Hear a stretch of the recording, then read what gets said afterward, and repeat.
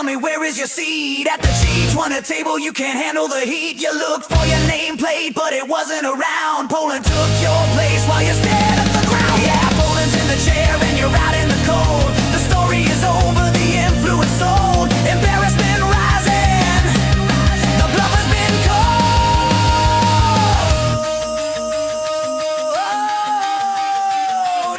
Yeah.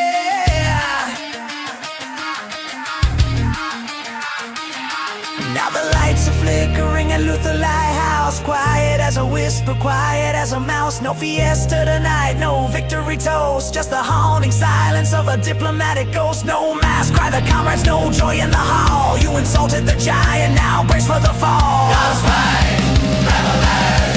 Just put in Mount Trouble. Yeah, put in Mount Trouble. Watch the currency battle.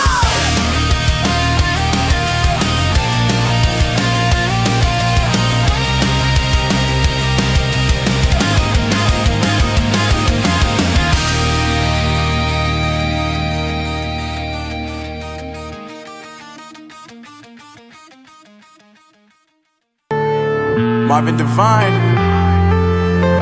I'm saying bye to all the lies and all the times you cried, saying that I wasn't right, yet I was right by your side. You manipulator, playing games, your friends commentators, and I don't know what you say about our private conversations, but it's got them hating. Thanks to all the rumors you be claiming. It's cool, I'm done with you, so they can throw you a celebration. You gon' hate it when you see me with somebody living better. I'm trying to tell you that me just doing me gon' have you jealous.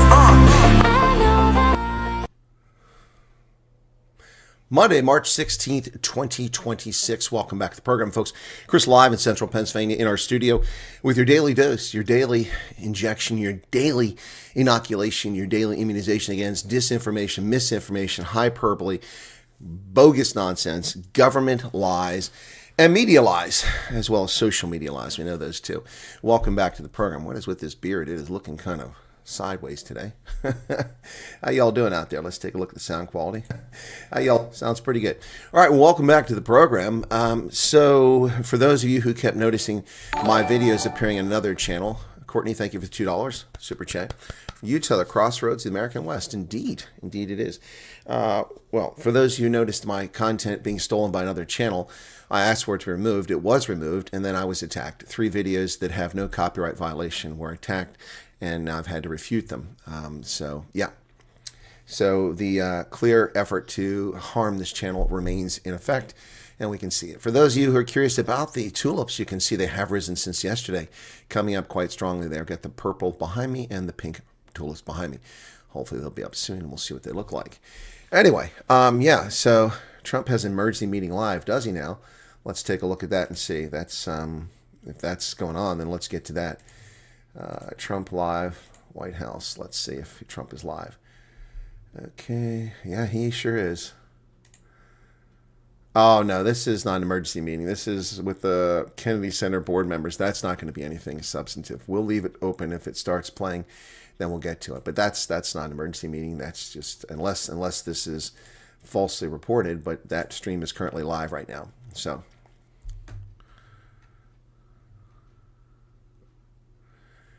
I have no idea that Tucker Carlson was feeding information to anybody. I find it hard to believe Tucker Carlson betrayed the United States. I think it's just God bless it. I think it's an attack on Tucker Carlson because he has betrayed the conservative cause. But he's supposed to be a journalist, so what conservative cause would he have? Anyway, so yeah, I don't know. I think they're just attacking Tucker Carlson. I'd be shocked that he... And people also said the same thing about Candace Owens. I mean, what would she possibly leak to the Iranians? I mean, neither one of those people are in the loop for anything. So what would they possibly leak to anyone? Thank you, Andres. Looks like you got your super chat through. Thank you for that. Yeah, so I'm not really sure. That sounds like nonsense. I don't know what it is or what's going on there, but it does sound like nonsense. So, folks, here's the situation. South Africa consumes 612,000 barrels of petroleum per day. This despite an anemic economy that's collapsing. Take a look at the Vol Triangle, where an economic depression is in progress in the Vol Triangle. Joblessness, infrastructure collapse, it's a total mess. South Africa consumes 612,000 barrels of oil per day. and only produces approximately 5,000 barrels of oil on its own, virtually no oil production. It can produce oil through Sasol, but I don't even know how many barrels are being produced by that. Overwhelmingly dependent on imports of petroleum from abroad, South Africa has rapidly run out of oil. The National Strategic Stockpile, which was criminally sold to a BEE company several years ago on the Oilgate scandal, which South Africans seem to have missed and overlooked, and now it will come back to bite you in the ass. The BEE scandal, which sold your petroleum, gave it to a BEE company, and then they were paid to manage that, and manage that, which means virtually nothing. All they do is observe the tanks. That company's been fleecing taxpayers in South Africa for years, and that strategic oil belonged to the people of South Africa. It was given to this company, and they will be able to sell it back and draw from it. South Africa's strategic reserves are only 8 million barrels of oil. 8 million barrels of oil. At a consumption rate of 612,000 barrels of oil per day, if you have to rely on your strategic reserve, that means you have 10 days, 6.6 million, and 2 more days. You have 12 days of reserves, and then you run out of oil. That's it. That's it. South Africa, like China, now suffering from the conflict in Iran.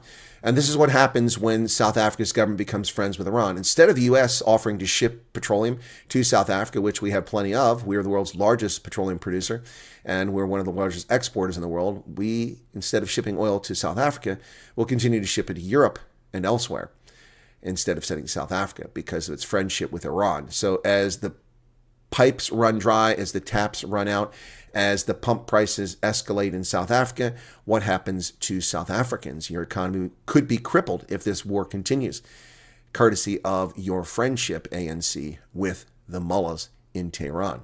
There are consequences. So all these attacks, and I saw Kanana Hunter writing an op-ed today talking about how America has been attacking South Africa over the past year. She's got it completely backwards. It's South Africa that's been attacking American interests over the past year. All the United States did was halt foreign aid to a corrupt government that was violating its own constitution. Beyond that, the U.S. did nothing. Do you think it's appropriate for us to allow an ambassador who comes to Washington, D.C. and runs in diplomatic circles and calls the country systemically racist and the leader of its country, leader of a global white supremacy? What if Ambassador Bozell called Cyril Ramaphosa the leader of a global black supremacy? I mean, that would not be appropriate, would it? No. So we've done nothing to South Africa, yet it continues to attack our interests.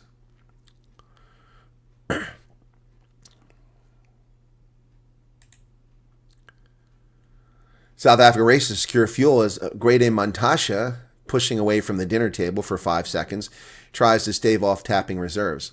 South Africa scrambling to secure fuel supplies amid global oil market turmoil as it tries to avoid drawing on its limited strategic reserves.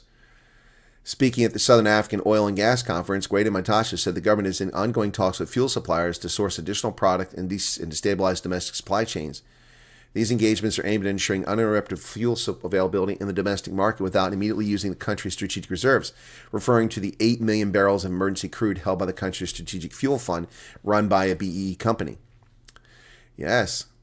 Based on the current oil price levels, next month South African motors could pay as much as 4 rand extra per liter for petrol and 7 more for diesel. The situation, Mantashe said, reinforced the need for South Africa to accelerate development's own petroleum resources. Accelerate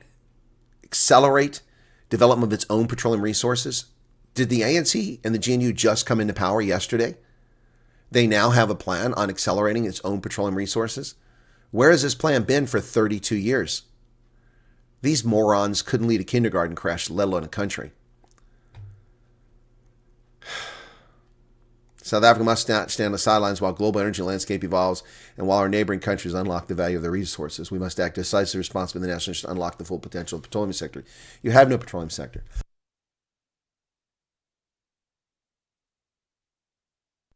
You have no petroleum sector. None whatsoever, other than Sasol. You have one refinery operating in the Western Cape, that's it.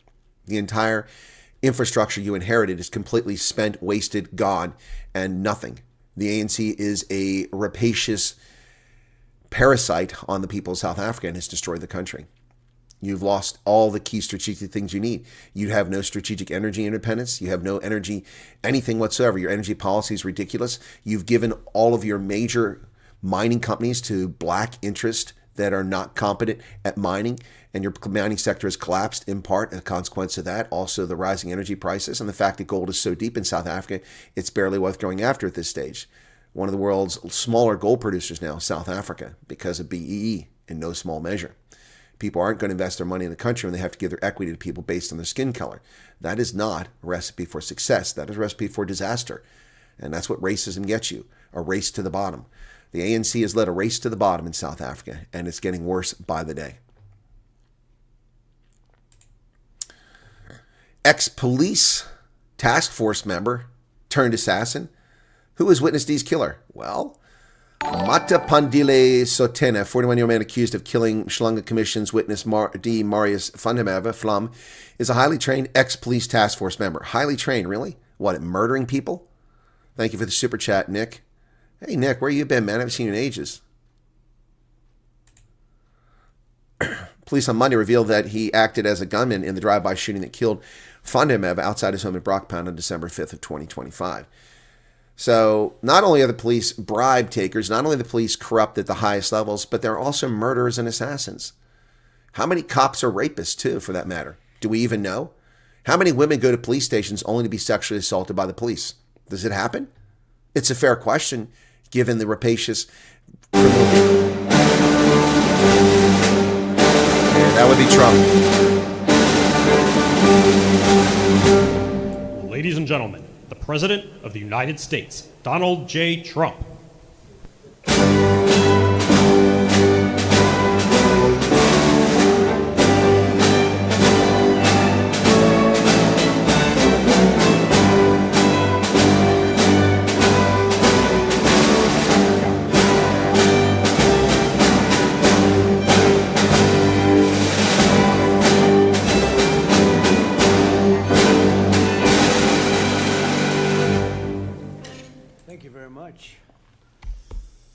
Please, Susie.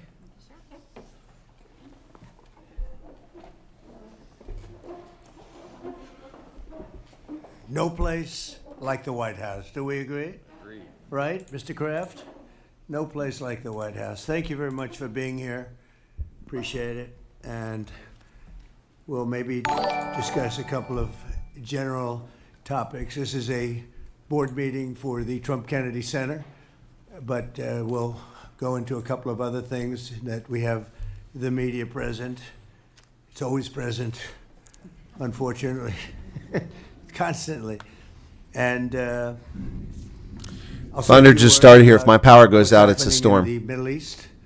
And if you have a couple of questions, we'll do that, and then we'll get on with our board meeting. So thank you very much for being here. We have a wonderful group of very, very smart, talented patriots at this table. Our powerful military campaign to end the threats posed by the Iranian regime continued in full force over the past few days. They have been literally obliterated. The Air Force is gone.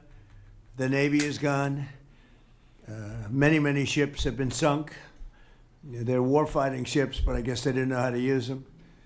And anti-aircraft is decimated, their radar is gone, and their leaders are gone. Other than that, they're doing quite well.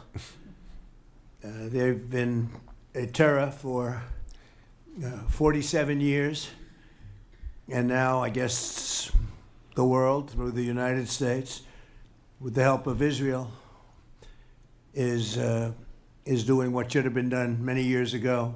Should have been done many years ago. Before they had all these Since missiles. the beginning of the conflict, we've struck more than 7,000 targets across Iran.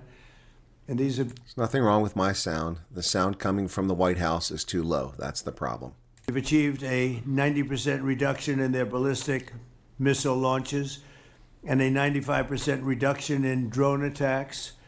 The missiles are trickling in now at very low levels because they don't have too many missiles left. We've also attacked the manufacturing plants, where the places where they manufacture the missiles and the drones, and that's going on today. We just hit 3 of them today. And it's getting very hard for them to manufacture. More than 100 Iranian naval vessels have been sunk or destroyed over the last week and a half. That has to be some kind of a record. Additional strikes continue to launch from all directions every single hour. And as you know, we attacked Karg Island and knocked it literally, destroyed everything on the island except for the area where the oil is. I call it the pipes. We left the pipes. We didn't want to do that, but that we will do that. We can do that on 5 minutes notice. It'll be over. But for purposes of someday rebuilding that country, I guess we did the right thing. But it may not stay that way. Just one simple word and the pipes will be gone too, but it'll take a long time to rebuild that. We are aggressively dismantling Iran's defense industrial base, and ability to rebuild its missiles and drone capability is getting down to close to zero. And we're hammering their capacity to threaten commercial shipping in the Strait of Hormuz, with more than 30 mine-laying ships destroyed. We hit, to the best of our knowledge, all of their mine-laying ships. Now they can put them on other types of ships, I guess, and drop them in. But we don't know that any have even been dropped in. We're not sure that any have been. That's a big negative for them if they do it. It's a form of suicide. But we don't know that they have dropped any in. But we've hit all 30 of their ships and destroyed them. They're all at the bottom of the sea. We strongly encourage other nations whose economies depend on the Strait far more than ours. You know, we get less than 1% of our oil from the Strait, and some countries get much more. Japan gets 95%. South Korea. China gets 90%. Europe. Many of the Europeans get quite a bit. South Korea gets 35%. So we want them to come and help us with the Strait. We have it in very good shape. The countries, I said, we've already taken care of Iran, but now, because of the fact that literally a single terrorist can put something in the water or shoot something or shoot a missile, a small missile, and it's fairly close range because it is a tight area, and which is one of the reasons they've always used that as a weapon. Iran has always used that as an economic weapon, and it's not going to be able to be used very long. Numerous countries have told me they're on the way. Some are very enthusiastic about it, and some aren't. Some aren't. Some are countries that we've helped for many, many years. We've protected them And they don't want to help. from horrible outside sources, and they weren't that enthusiastic. And the level of enthusiasm matters to me. We have some countries where we have 45,000 soldiers, great soldiers, protecting them from And they won't participate to harm's protect way. their own oil supply. And we have done a great job. And when we want to know, do you have any minesweepers? Well, would rather not get involved, sir. Well, I said, you mean for 40 years we're protecting you, and you don't want to get 70 years. involved in something that is very minor? Very few shots going to be taken because they don't have many shots left. But they said, we'd rather not get involved. I just want the fake news media and everybody else to remember that that was said, because I've been a big critic of all of the protecting of countries, because I know that we'll protect them, and if we ever needed help, they won't be there for us. I've just known that for a long period of time, just like I knew about the Strait, that it would be a weapon, which I predicted a long time ago. Predicted all of this stuff. You guys were very generous in that. I predicted all of it. I predicted I don't recall that. Osama bin Laden would knock out the World Trade Center. I made that prediction a year before he did it. I said, you better get him. He's a bad guy. I watched him Starting to sound like Biden interviewed one time, and I said, that's a bad guy. You better get him. 1 year before, exactly. I wrote it in a book. You can even check. About a year before the World Trade Center came down, President Clinton actually had a shot at him, and he didn't take it. Unfortunately, I'm not blaming him for that, but he didn't take it. And he ended up knocking down the World Trade Center, but I predicted that too. I predicted a lot of things. We strongly encourage other nations whose economies depend on the Strait for blood. I mean, you know, these people literally need it. 95% of their energy or their oil comes out of the Middle Strait, East. and Yep. they should be in here very happily helping us. And it's incredible. We have such great. We're number one in oil by double now. We drill, baby, drill. We're double any other nation, and it's going to be soon triple any other nation. And that doesn't include Venezuela, who's been great. By the way, the relationship with Venezuela has been fantastic. Millions, literally millions of barrels of oil are being taken out, and it's been a great help, and it's been to their great benefit. The president has done a really good job. We get along with him really well, but we've taken out millions of barrels of oil and brought to Houston and other places for to the refineries. We have refineries set up specifically for that, and it's been a great relationship, and more and more is happening. It's a tremendous oil source, and we're getting we're stepping it up very rapidly. The big companies are going in, and they will actually numbers. Fleshton's not in Wales. He's He's in numbers Oxford. that they've never been able to do. We'll be doing. There's a lot of oil under that land. We strongly encourage the other nations to get involved with us and get involved quickly and with great enthusiasm. I have that from a number of them, and I'd like to say their names, but frankly, I don't know if they would want me to or not, because maybe they don't want to be targeted. But I say, wouldn't matter if you're targeted or not, because this is a paper tiger that we're dealing with now. It wasn't a paper tiger 2 weeks ago. It's a paper tiger now. So now we're going to get down to the reason. We'll take a couple of questions in a moment, but we're going to get down to the reason we're here today. Actually, this was set up a long time ago. It's the Trump Kennedy Center. All right, well, that's the Over news the there. past year, we've made incredible strides to restore the true purpose and prestige of this revered institution. All right, I don't know if we'll go much along with Trump. We don't need to hear about the Kennedy Center. Anonymous Angel says the Iranian embassy on South Africa's official account on X has been saying terrible things, attacking South Africa, telling us to shut our mouths if we don't support them. Is it really the Iranian embassy in South Africa, their official account? I don't know. What's false advertising, Sean? What are you talking about, false advertising? Who has false advertising? What are you talking about?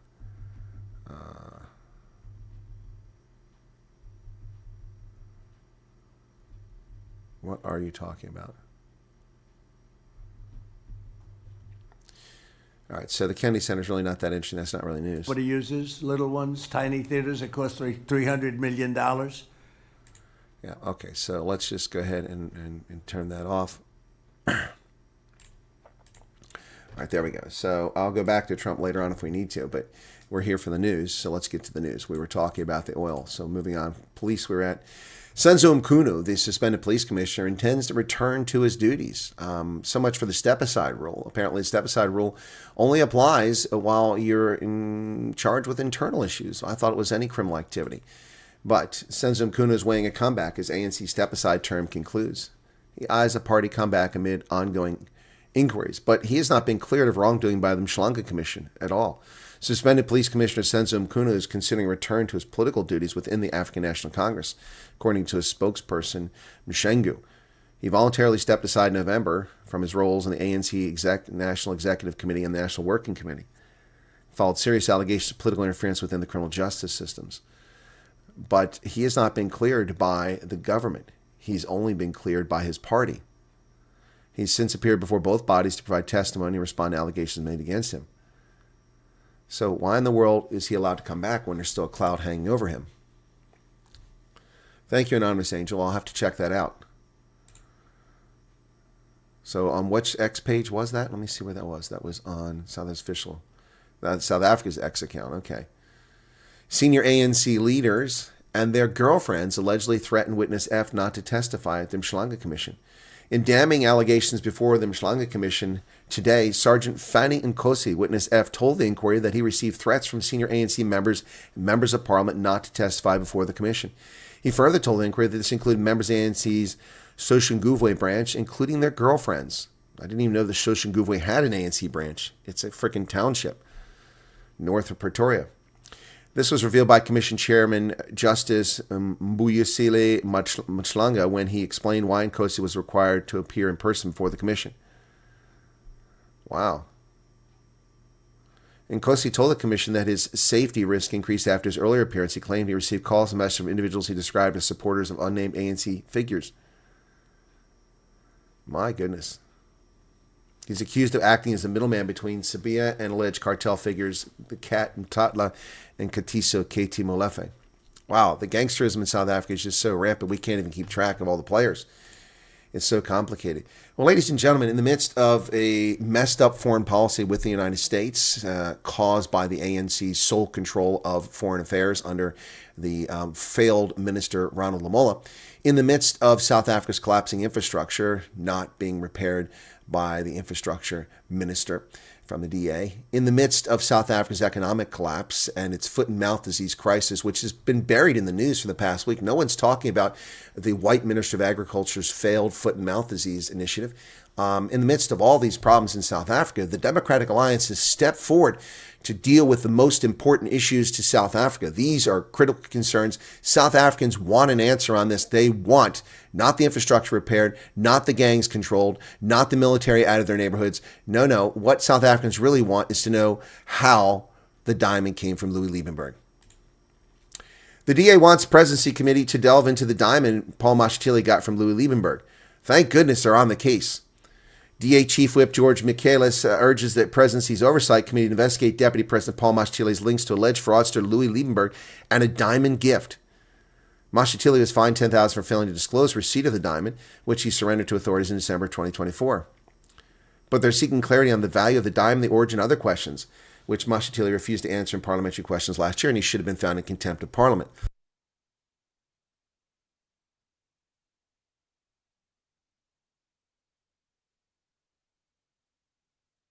Thank goodness the Democratic Alliance is on the most important issues of matter to South Africans.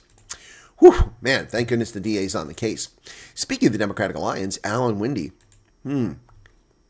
under pressure, still under pressure. Alan Winde, the Western Cape Premier, says it's unfair hearing as his New York trip row escalates. Western Cape Premier Alan Winde says he was denied a fair hearing after the legislature's conduct committee found that he breached the code of conduct. The controversy centers on Winde's failure to declare a sponsored trip to New York valued at 51,000 Rand to attend Climate Week in 2024 in New York City. Of course, the complaint came from the ANC's Western Cape leader Khalid Sayed, who alleged that Winde had failed to disclose the relationship. Well, this is what happens when you believe in green energy, rainbows, and unicorns. You wind up tripping yourself up. Well, imagine that. So that's news on the Democratic Alliance front. Let's continue with the arrest of a soccer coach. Embassy of South Africa confirms that Rulani Mokoena has been arrested. He violated Algeria's currency regulations. This is a story that should be related to the Pala Pala scandal, but it's not. The South African Embassy in Algeria has confirmed that it has been made aware of coach Rulani Mokwena's arrest, who was alleged to have violated the country's currency regulations. Mokoena was reportedly stopped by customs officials at the airport in Algiers amid allegations of attempting to leave the country with undeclared foreign currency.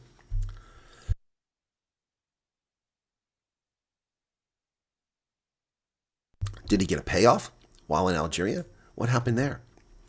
Funny how the Algerians enforce their currency regulations, but South Africa's government doesn't do it for ANC officials at Pala Pala. Interesting, isn't that? Well, the government is eyeing tightening the rules for Airbnb rentals. Tani Pat is on the case. The government is increasing oversight of short-term rentals such as Airbnb to address housing shortages. Oh, so you're going to take away the Airbnbs so that people can't stay in places. Well, that's smart. That's going to be great for tourism, not. Department of Tourism introduced a draft code of good practice for short-term rentals. In Cape Town, 70% of CBD residential units are used for short-term rentals, leaving only 30% for long-term residents. This is an interim measure pending the review of the Tourism Act. The Act, in its current form, doesn't empower the minister to regulate short-term rentals. However, the bylaws that are enforceable by municipalities remain in place. Housing activists have warned that thousands of long-term rental units have been converted into short-stay accommodations, shrinking the supply of affordable housing and pushing working-class residents out of well-located areas. Data from Airbnb estimates there are 25,800 Airbnb listings in Cape Town. So they're going to try to destroy the tourism sector of Cape Town now.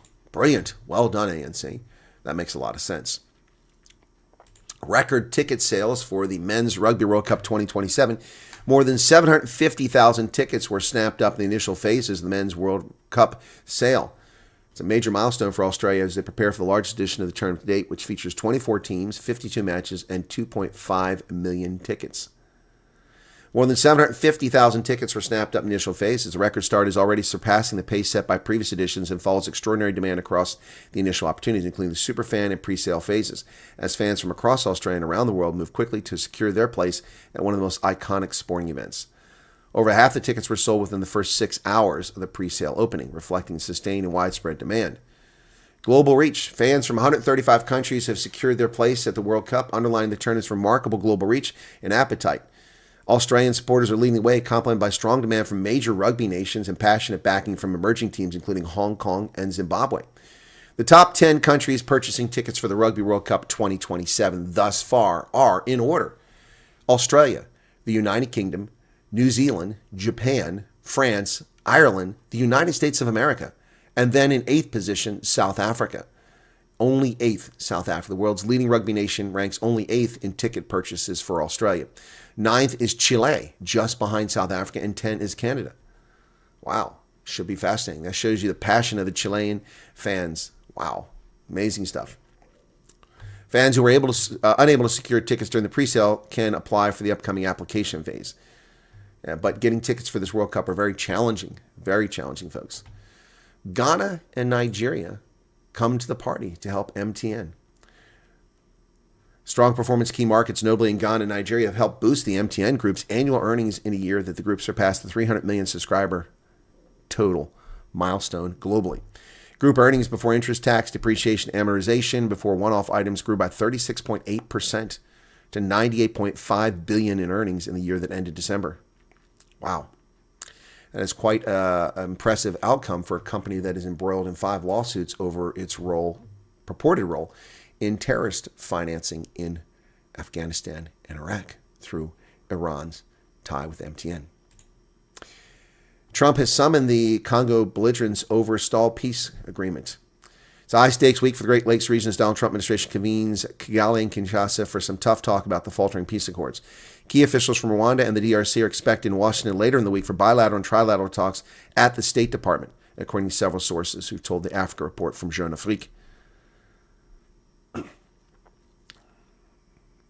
Well, we'll see what comes of that meeting.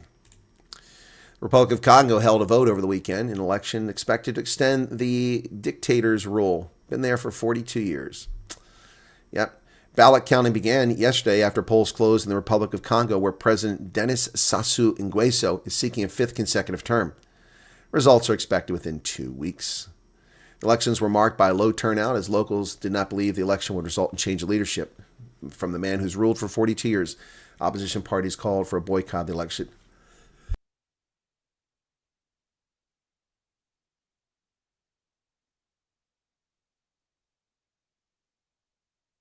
Six other candidates challenged the 82-year-old for the top job in the Central African country that boasts one of the largest oil reserves in sub-Saharan Africa.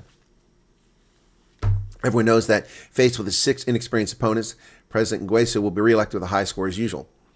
Since the election is not a big issue, we shouldn't cut off communication. Yeah, okay.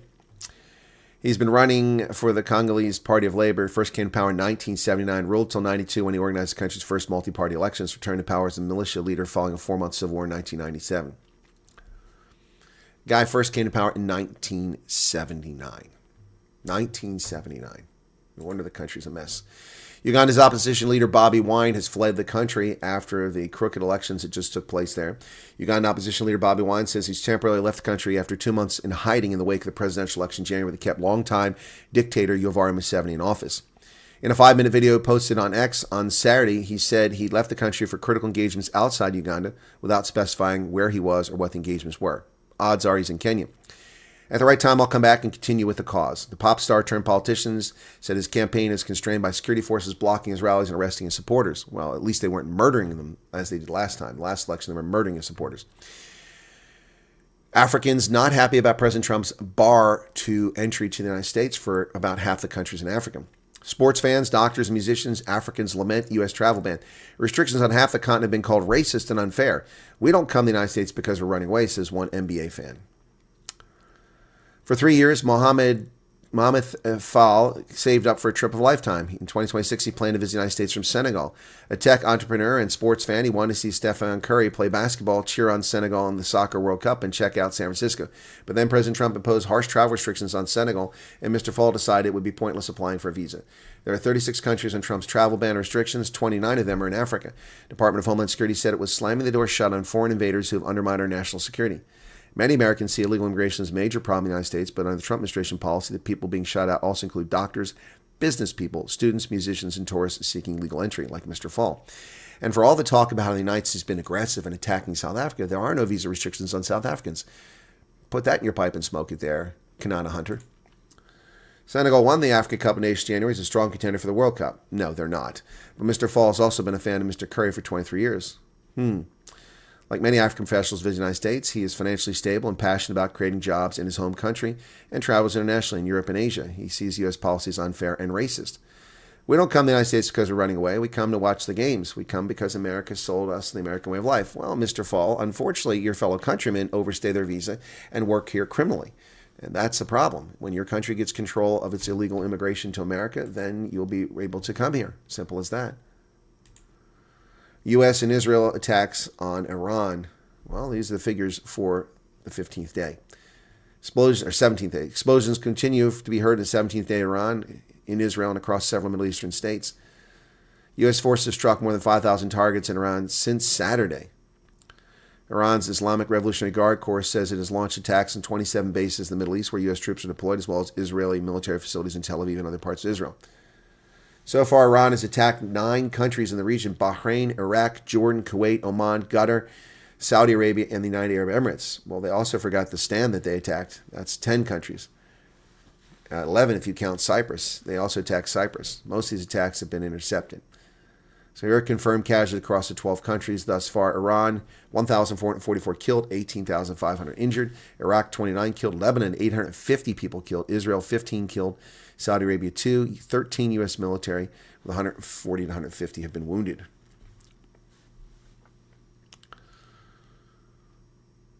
Victims aged and ranged from 8 months to 88 years old. 200 women among those killed. 168 children killed at an elementary school. 55 healthcare workers wounded. 11, including 4 physicians, 2 nurses, and 3 emergency workers.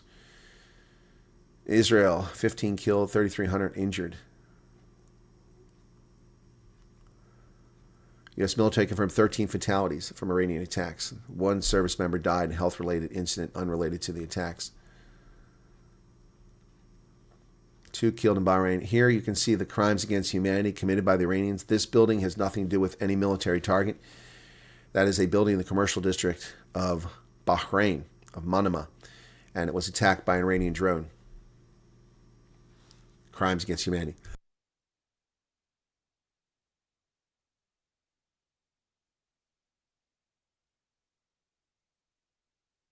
Iranians continue to commit crimes against humanity.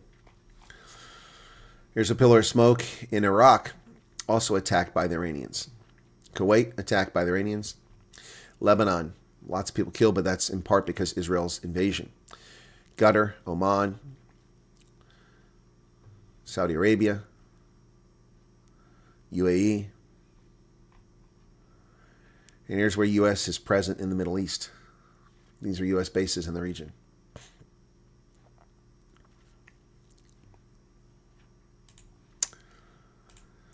Iran arrests 500 Iranians accused of giving information to the enemies. Iran has arrested 500 people accused of sharing information with enemies, the Islamic Republic's police chief said on Sunday, as Israeli and U.S. fighters continue to strike new targets. Half of those cases had involved serious incidents, including people who provide information for hitting targets and individuals who took footage of strike locations and sent them. So, the Iranians are striking back against their own citizens yet again. President Trump's call for help to reopen the Hormuz Strait draws mixed response from allies. UK and France have backed coordinated action to restore navigation, while Spain, Greece, and Japan ruled out military rules. Brent crude traded over $105 earlier today as a consequence of this news. Trump says nations are on the way to help open the Strait of Hormuz. The International Energy Agency said it would release more oil reserves if needed to counter the disruption of supplies. Israel said it launched ground Operation Lebanon. Flights at Dubai International Airport were disrupted after a drone strike sparked a fire nearby. American oil executives delivered a bleak message to Trump officials. The energy crisis is likely to get worse. Well, yeah, no kidding. Thank you for that news. The first non-Iranian oil tanker passes through the Strait of Hormuz with the navigation system turned on since the conflict began. A tanker laden with crude oil appears to have cleared the Strait of Hormuz and is now sailing to Pakistan, according to ship tracking data, making it the latest in just a trickle of vessels that left the Persian Gulf since U.S. and Israeli strikes on Iran began 28 February. By Monday morning, a Pakistani-flagged Aframax tanker was seen in the waters off Oman's Sohar. The ship sailed from the UAE last month and picked up a cargo from inside the Persian Gulf a few days later. So at least one ship has gotten through. European Union leaders, some of them have rejected involvement in the Strait of Hormuz. The Greek government spokesperson Pavlos Marikanis said Monday that Greece would not engage in any military operation in the Strait of Hormuz. Well, I hope they run out of energy. Danish foreign minister said, well, we'll consider this. Yes. Well, we'll see. Japan also said no thank you. Japan would starve to death without oil from the Middle East. Japan and South Korea are non-committal in joining the Trump proposal for the escort mission in the Strait of Hormuz. China has remained silent. Australia says no. South Korea and Japan on Monday downplayed the possibility of sending warships to secure tanker transit through the Strait of Hormuz. Well, maybe after this is all over and the Iranians are defeated, the United States should simply block the Strait of Hormuz and starve Japan, South Korea, Australia, China, and Europe from oil. Let them go hungry, starve. That would be silly, of course. That would be counterproductive because everyone relies on global trade, not just those countries. Trump accused Iran of spreading AI disinformation. False attack on the USS Lincoln was never attacked. Lots of AI and bogus stuff and reporting going on. X's head of product, Nikita Beers, said earlier in the month that the platform is revising its creator revenue sharing policies to maintain authenticity of content. Yeah. How does that maintain authenticity of content? Revising how people can make money on X? No. Yeah.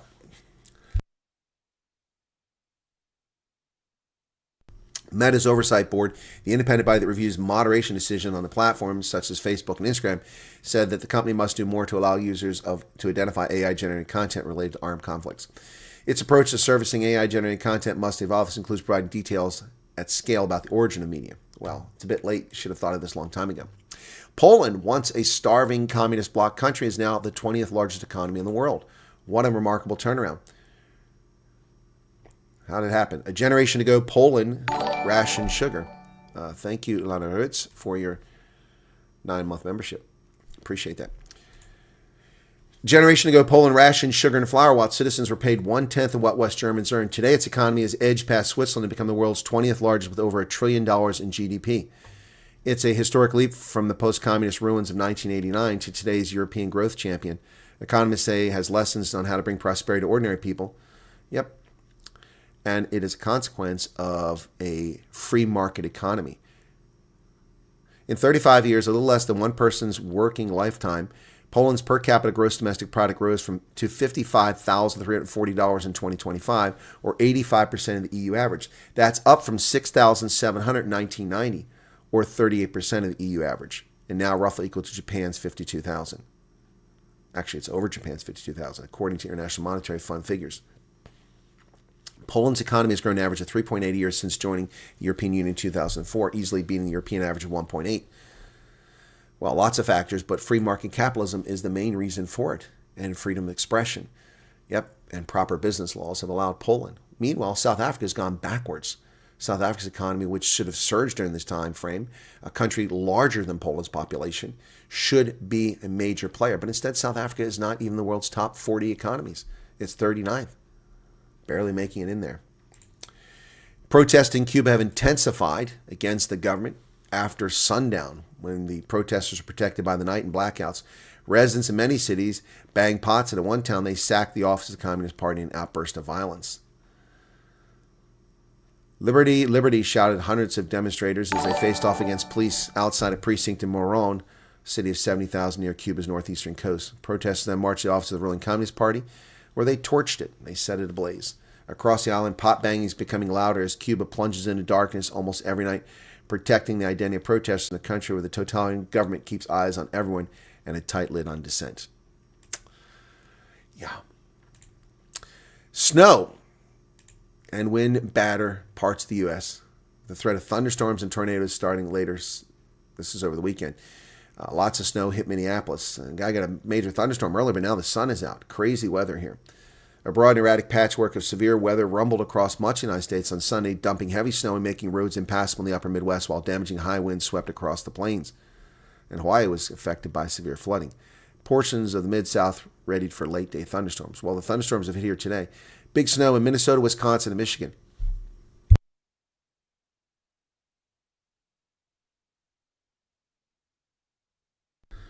Wisconsin snowplow driver Aaron Haas said it was one of the worst storms he'd seen in years.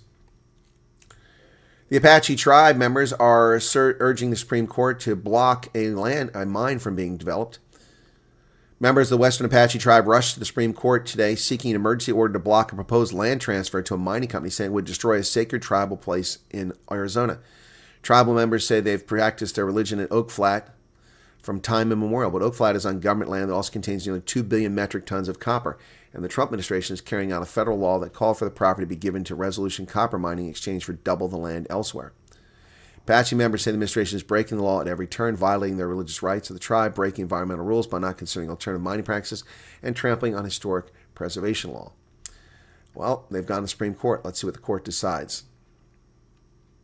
The Apache members in the new arguments told the justices that one of their rulings in June, a decision striking down Montgomery County pro-LGBT lesson plans that didn't allow parental opt-out, applies to the land swap. Now, how does that apply to the land swap? That's fascinating. Very interesting to see how that does apply. U.S. manufacturers' optimism is rising. Strange in the midst of a conflict. Amid concerns about trade uncertainty, more than 54% of manufacturers say they source critical inputs from either Canada or Mexico. Optimism among U.S. manufacturers and their companies' outlook is rising despite persistent business challenges. That's fascinating. For the first time since 2023, manufacturers' outlook topped the historical average of 74.3%, and manufacturers expect most indices to improve meaningfully over the next 12 months. Well, that's optimism. That is an outcome. Boston's St. Patrick's Day Parade over the weekend, one of the largest celebrations in the United States amongst Irish Americans. Thousands of people expected to line the streets of South Boston on Sunday for the annual St. Patrick's Day Parade. Chicago also has a massive one. The parade traditionally draws crowds from across Massachusetts and beyond, with marching bands, floats, veterans groups, and local organizations making their way along the route through South Boston. It's a major annual tradition in Boston, a city with deep Irish roots, and often coincides with celebrations on Evacuation Day, which commemorates the departure of British troops. Boston, a deep Irish city with an Asian mayor who hates America. Well, it's not just South Africa where water infrastructure is collapsing. Apparently, the neglect of America's water infrastructure is becoming an issue.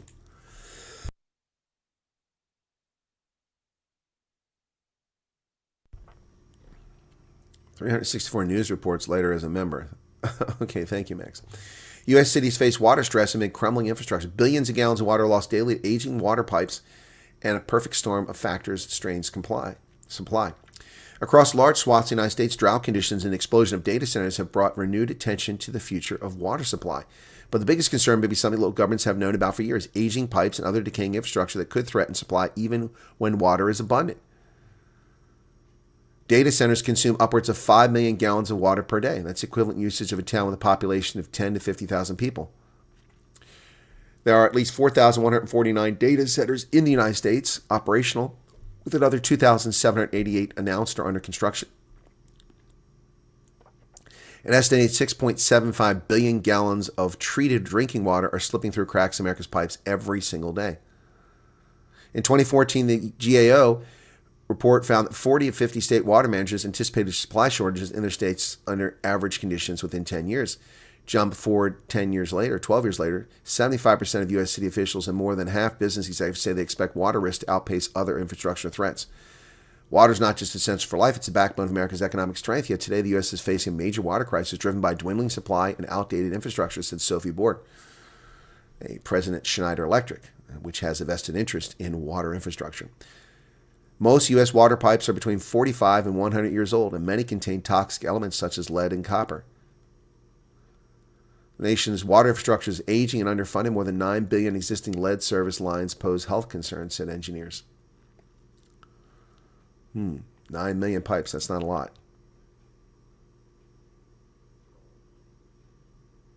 While the $6 billion loss of 2 trillion gallons of treated drinking water, nearly 20% of the drinking water consumed in the U.S. to old pipes and crumbling infrastructure sounds large, it must be put in perspective.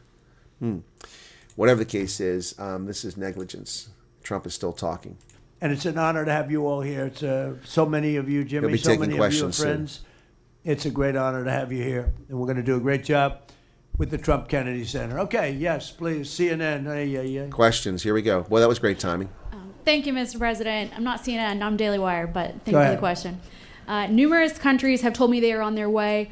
Can you give us a hint what they are, what that entails, how soon they might be there? You mean who are the countries? Yes, sir. I'd rather not say yet, but we'll be announcing Marco Rubio and the various people that are doing that will be announcing. And I have to tell you, we have some that are really enthusiastic. They're coming already. They've already started to get there. It takes a little while to get there. It's like, in some cases, you have to travel an ocean. So it doesn't go that fast, but it'll go fast. And we have some that are fairly local that are doing it. But we'll give you a list. Some are very enthusiastic and some are less than enthusiastic. And I assume some will not do it. I think we have 1 or 2 that will not do it that we've been protecting for about 40 years at, tens of billions of dollars, Mr. Speaker. So I'll be reporting that to you in the House and the Senate. And I'll say, why are we protecting countries that don't protect us? And I've always felt that was a weakness of NATO. We were going to protect them. But I always said, when in need, they won't protect us. Well, they did after 9/11. Need would be one of the big boys. But I will say that we built the greatest military in the world, and we protect people.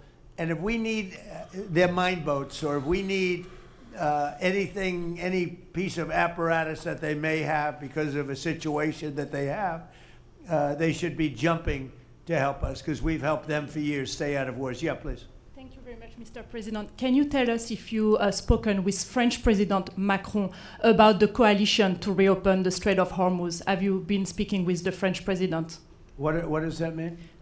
Have you been speaking with the French President Macron about the coalition to reopen the Strait of Hormuz? Yeah, I have spoken to him.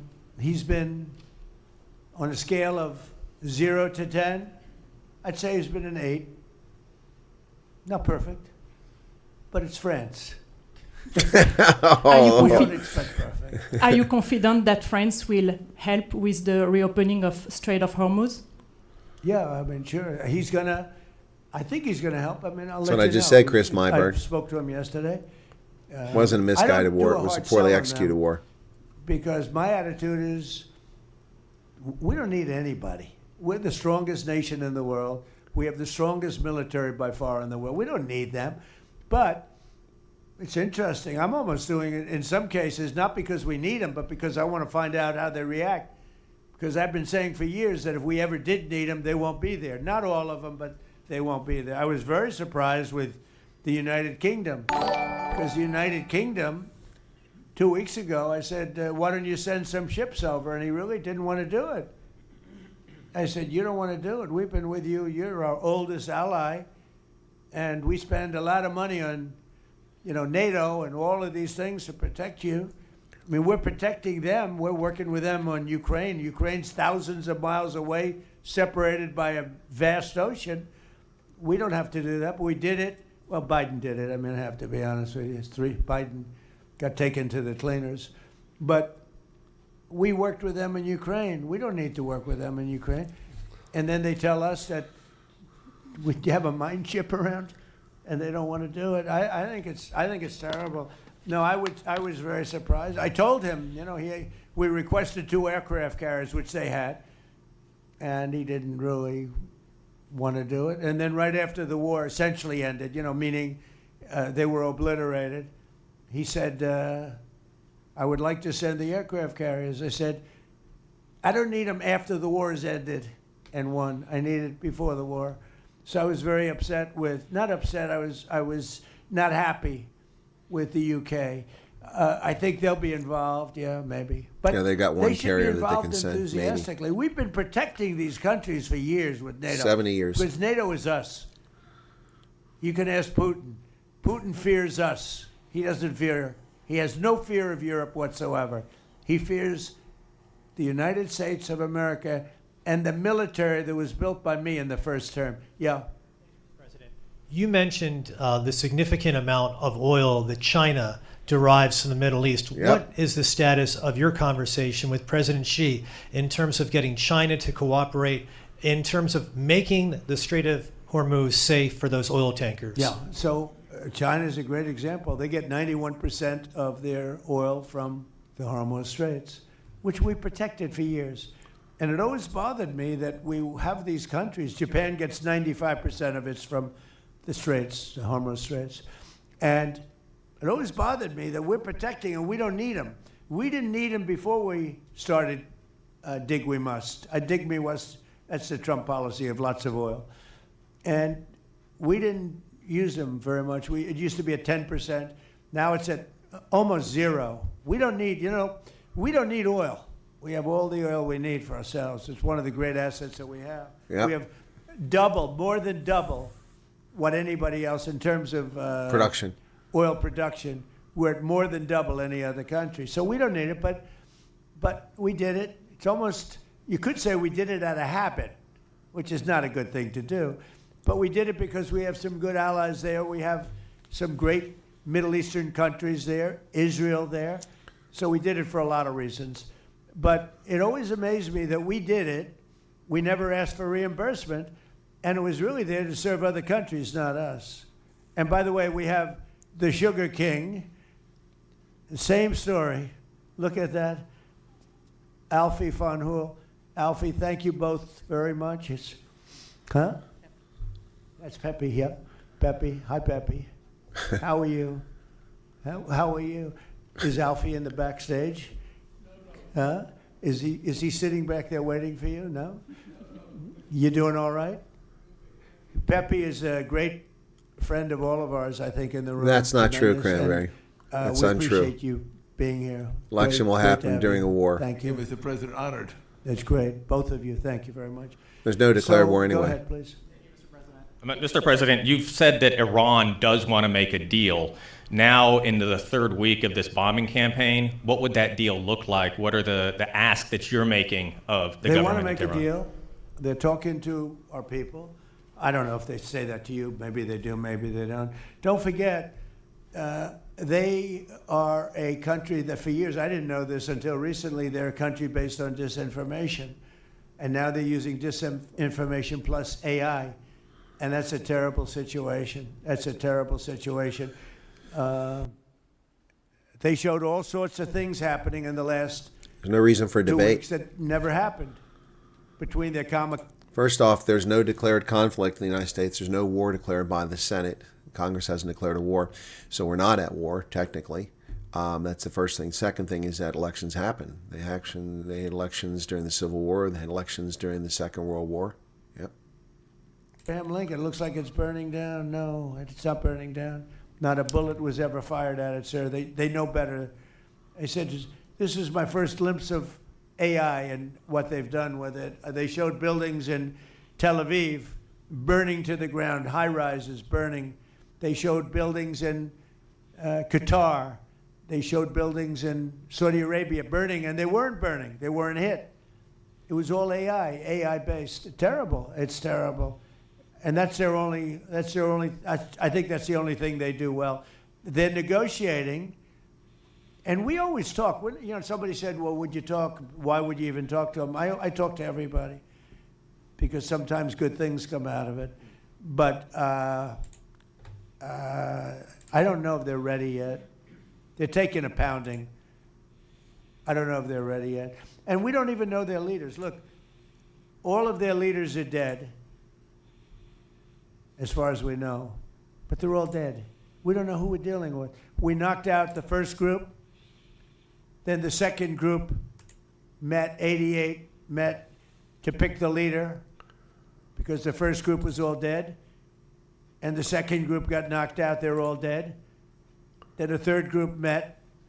I would think they're a little nervous about meeting. I don't know if they're nervous. Maybe they're not. Maybe they're crazy. If they're not nervous, then they're crazy. But we met with the next group, but we don't know who their leader is. We have people wanting to negotiate. We have no idea who they are. Yeah, please, Peter. Thanks, President Trump.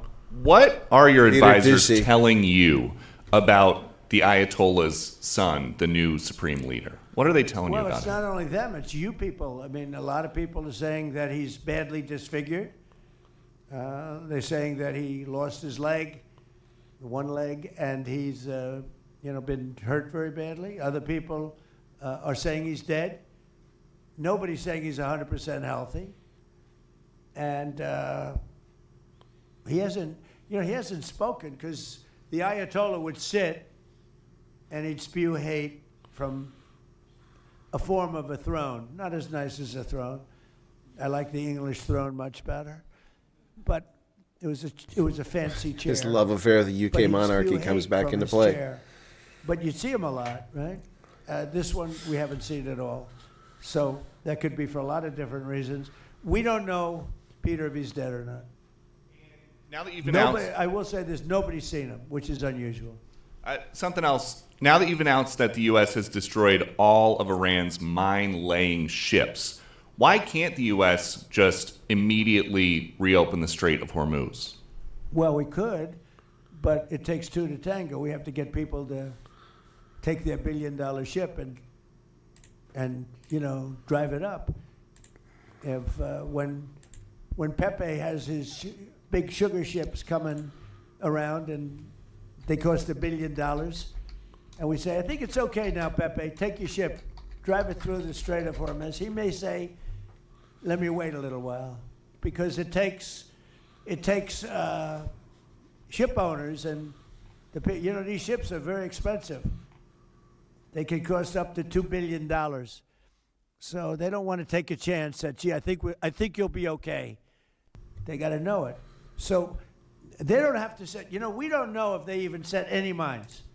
But the thought that they may have is enough to keep people from saying, we don't need it. Now, we are pounding that area, that coast, as you know, left side. We're pounding it, like really pounding it hard. And again, they may have no mine set. We hit every one of their mine droppers. They call it the mine layers, right? The ships. They're pretty sophisticated ships. Every one of them is gone. But it only takes one. So it's a little unfair. You win a war, but they have no right to be doing what they're doing. But we're hitting them very hard. And today is a big day. We're pounding a certain area that has very much to do with the strait. And I think we'll get it going very soon. In addition, we do have other nations coming in. You need people to watch and people to see. We have other nations coming in. Yes, please. If the United States is working to secure the Strait of Hormuz for the benefit of other countries like China, and our allies aren't yet stepping up to your standard, is the United States getting back to being the world's policeman?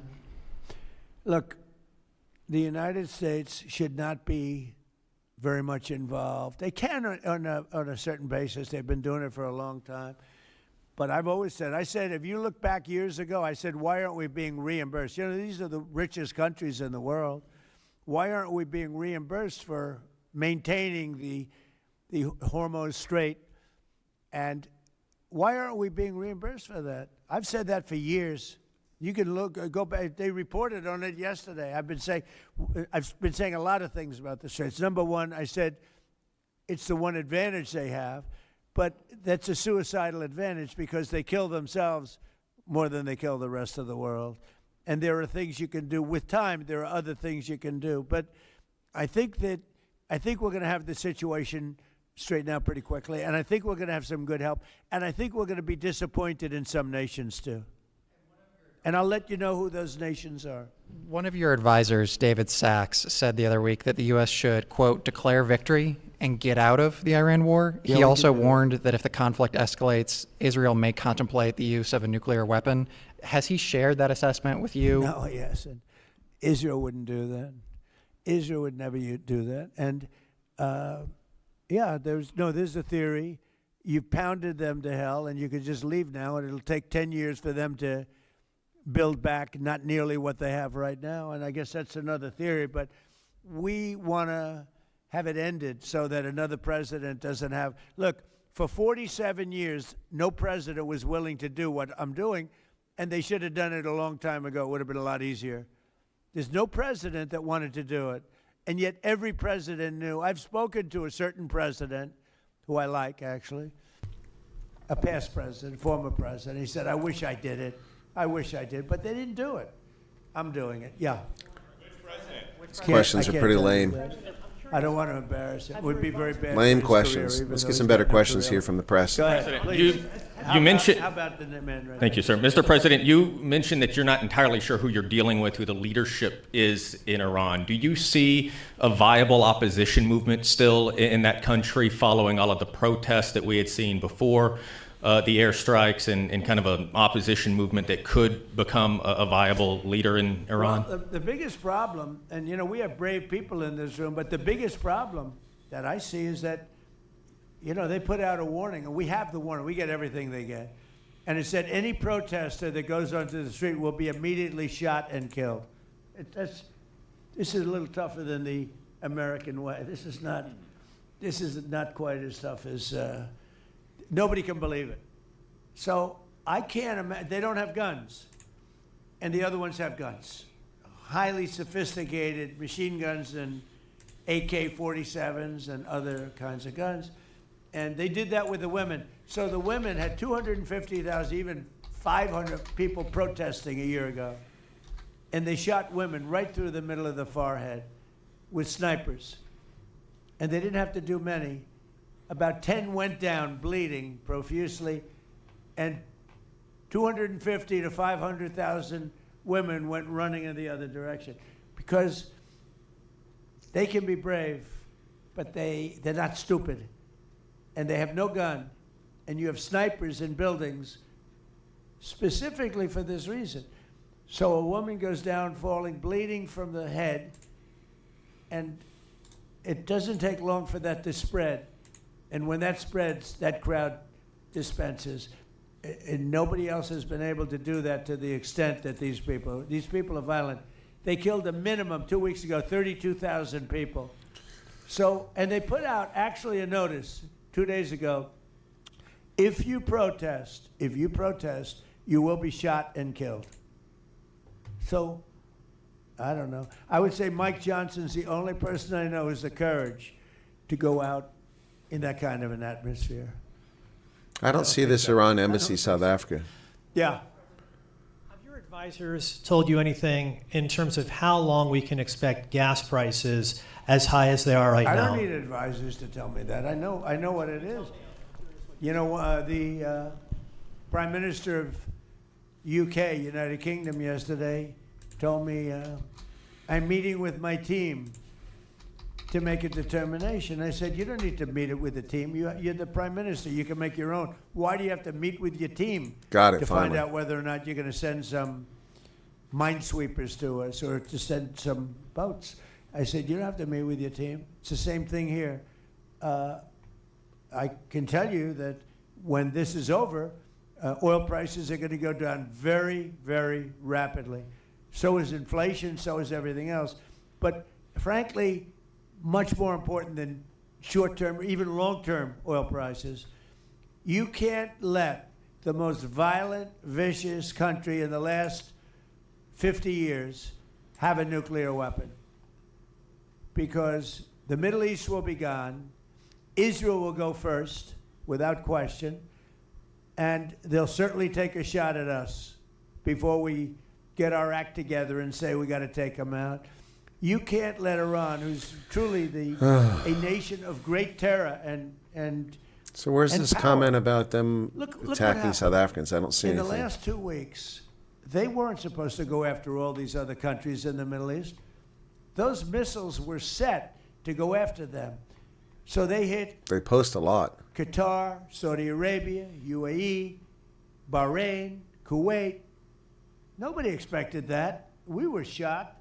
And the other one, you know, they fought back. They could have yielded. But think of it, if we weren't around, they had tremendous power. They had thousands of missiles, most of which we've terminated. They had thousands of drones. They were making drones and missiles all over the place. We've knocked out most of those factories. I mean, now they're sending out 2 or 3 missiles. Now, you know, they've still got some. They might have 8% left. But mostly they've been eliminated. They've been terminated by what we did and what Israel did too. Yeah, please. Israel is expected to expand its ground offensive in southern Lebanon to go after Hezbollah. Have you discussed that with Israeli leaders? Yeah. And does the United States support a potential Israeli invasion of Lebanon? Yeah, no, I did. And I know look, Hezbollah is a problem. It's been a problem for a long time, not just now. And 14th of March. A certain area, because I Okay. was with the other night a person whose parents live in Lebanon. This is a very substantial person, wealthy person, whose parents live in Lebanon. I said, really? How do you live in 15th. Lebanon? Your parents are living? Oh, yeah, they live Trying there. to find it now. And over the years, they've gotten 15th. used to the fact that it's being bombed. But they explained to me that it's really a different section of Lebanon. It's the section where Hezbollah is. And they get used to it, I guess. I don't know. I mean, people live in Ukraine. You would think they wouldn't live in Ukraine, but they live in Ukraine. I don't know that I'd do that, but they live in Ukraine. They live in Lebanon. Hezbollah is a big problem, and they're rapidly being eliminated. Thank you very much, everybody. I appreciate it. All right, that's President Trump. There you go. All right, so that takes care of that. He just ended it right there. Right, okay. Yeah, so, all right. And I'm back. There you go. All right, well, gosh, what do you got going here? Screenshotted. Comment actually got a few. I deleted one. I think U.S. Coffins. I saw the one Coffins Hormuz. That's all over the place. Send me an email, please, with that screenshot Cutman's curse. Okay. I'm trying to find it. Okay. Who's reapplying? If you're reapplying for your FT program, you're making a huge mistake. You're going to make sure that you don't come to America. I'm just going to warn you about that now. If you've already done intake questionnaire, you better not do a second intake questionnaire. You're going to ensure that you do not come to America. Okay? Oh, here's where they talk about Iran. Okay. Okay. Oh, that's Lex Libertas.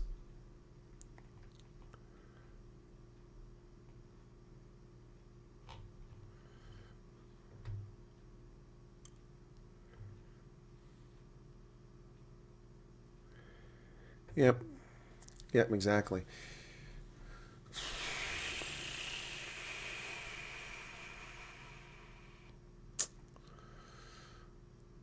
Someone posted a video in one of my WhatsApp groups from the Iranians. Said 40,000 were murdered during protests. I can't remember if it was raining. I have no idea.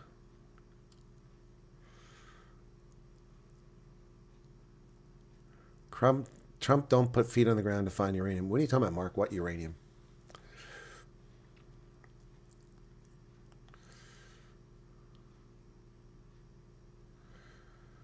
You talking about Arnold Vosloo having a baby with a 32-year-old? Yeah. Thank you, Chris. Okay, thanks, guys. Well, I'll check my WhatsApp when we're done here. I'll make a video about that. Heard on ECR News today that some Kenyans also went to fight in the front lines for Russia. Yeah, I know. I've reported, gosh, Karen, I've reported that repeatedly over. It's not just Kenyans. It's all over Africa. Over 1,000 Kenyans supposedly went there, yeah. Or 1,000 Africans anyway, yeah. He's family on your grandparents' side. Wow, he's a heck of an actor. Max, I see the link you sent me about Rasul. I haven't watched it. It's an 8-minute video. I can't do that during a broadcast. What is that about U.S. Refugee Assistance Program? What do you mean, Adrian? What's the question? Dylan says, curious about your thoughts on likely outcomes around war. Is it likely to be quick? Gosh, why do people keep coming asking the same question every single day? I answer it every day. I said from the outset when the war kicked off on February 28th, it would last at least 6 weeks, and the outcome would likely be regime change, is what I said. But not because that was a demand. So then when Trump shifted the demand to unconditional surrender, I said it's going to take at least 8 weeks for this war to run its course. We're now in the 3rd week. Give it time. Give it time. No, it's not a silly question, Dylan. It's not a silly question at all. It's just I answer it every day. You must not be watching the program regularly. Okay? You're welcome, Sigi. What do you mean don't apply a second time? Are you confused by that? If I just answered that question, Rian Franzen, if you've done an intake questionnaire, do not do a second one. What's complicated about that? What do you not understand about this? Somebody please explain to me what I missed. Did I misspeak? Did I misspeak on that one? Yeah. No, it's okay, Dylan. I talk about it every day. People ask me that same question every day. Every day of the war, I get asked that question, either here or in Night Owls. It just shows that people only watch the content occasionally, which is your prerogative. No one's forcing anybody to watch content. It's a fair question to ask, Dylan. I'm happy to answer it. I'm just answer it over and over again. Yeah. Okay, well, you just became a subscriber. Well, thank you, Rian, for joining us. Thanks for joining us here. How did you find us? How did you find the channel? You don't have to apologize. No reason to apologize. The only people who need to apologize, people are disrespectful and rude. If you're not, or trolling. Otherwise, no one needs to apologize. Questions can be asked. I answer the questions over and over again. And I know that the regular viewers get tired of hearing the same thing. And Tracy Mercer says, I have the patience of a saint. Well, not always. Not always. Not always.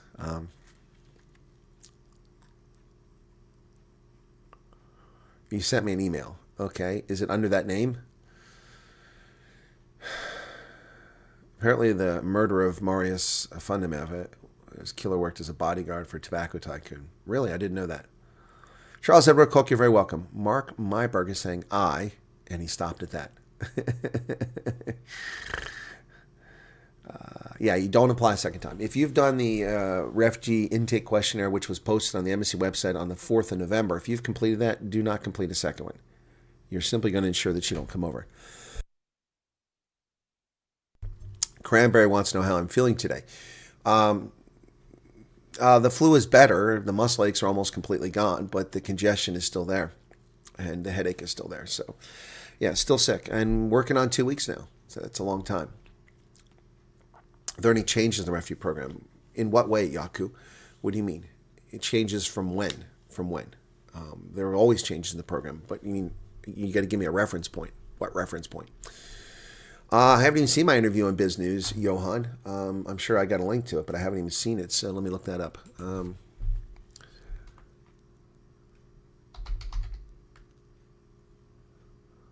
we go. So she sent it to me. Come on, WhatsApp. My WhatsApp must have a huge file. Okay. Okay. Ad free. There must be an ad. It says ad free and it's an ad. That's funny. That's funny. 15-second ad. It says ad free, but it's not ad free. It's an ad. Okay, business. So 19 minutes. It's a little shorter than one of the last ones.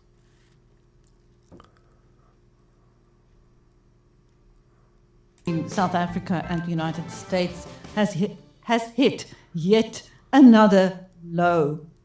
With me is U.S. intelligence analyst, retired Colonel Chris Wyatt. Welcome, Chris. Hey, Chris, thanks. Gosh, I don't know if we can skip a week, because it's just so much happens every single week to talk about. I'll watch that when we're done here. Thank you for that. Yep.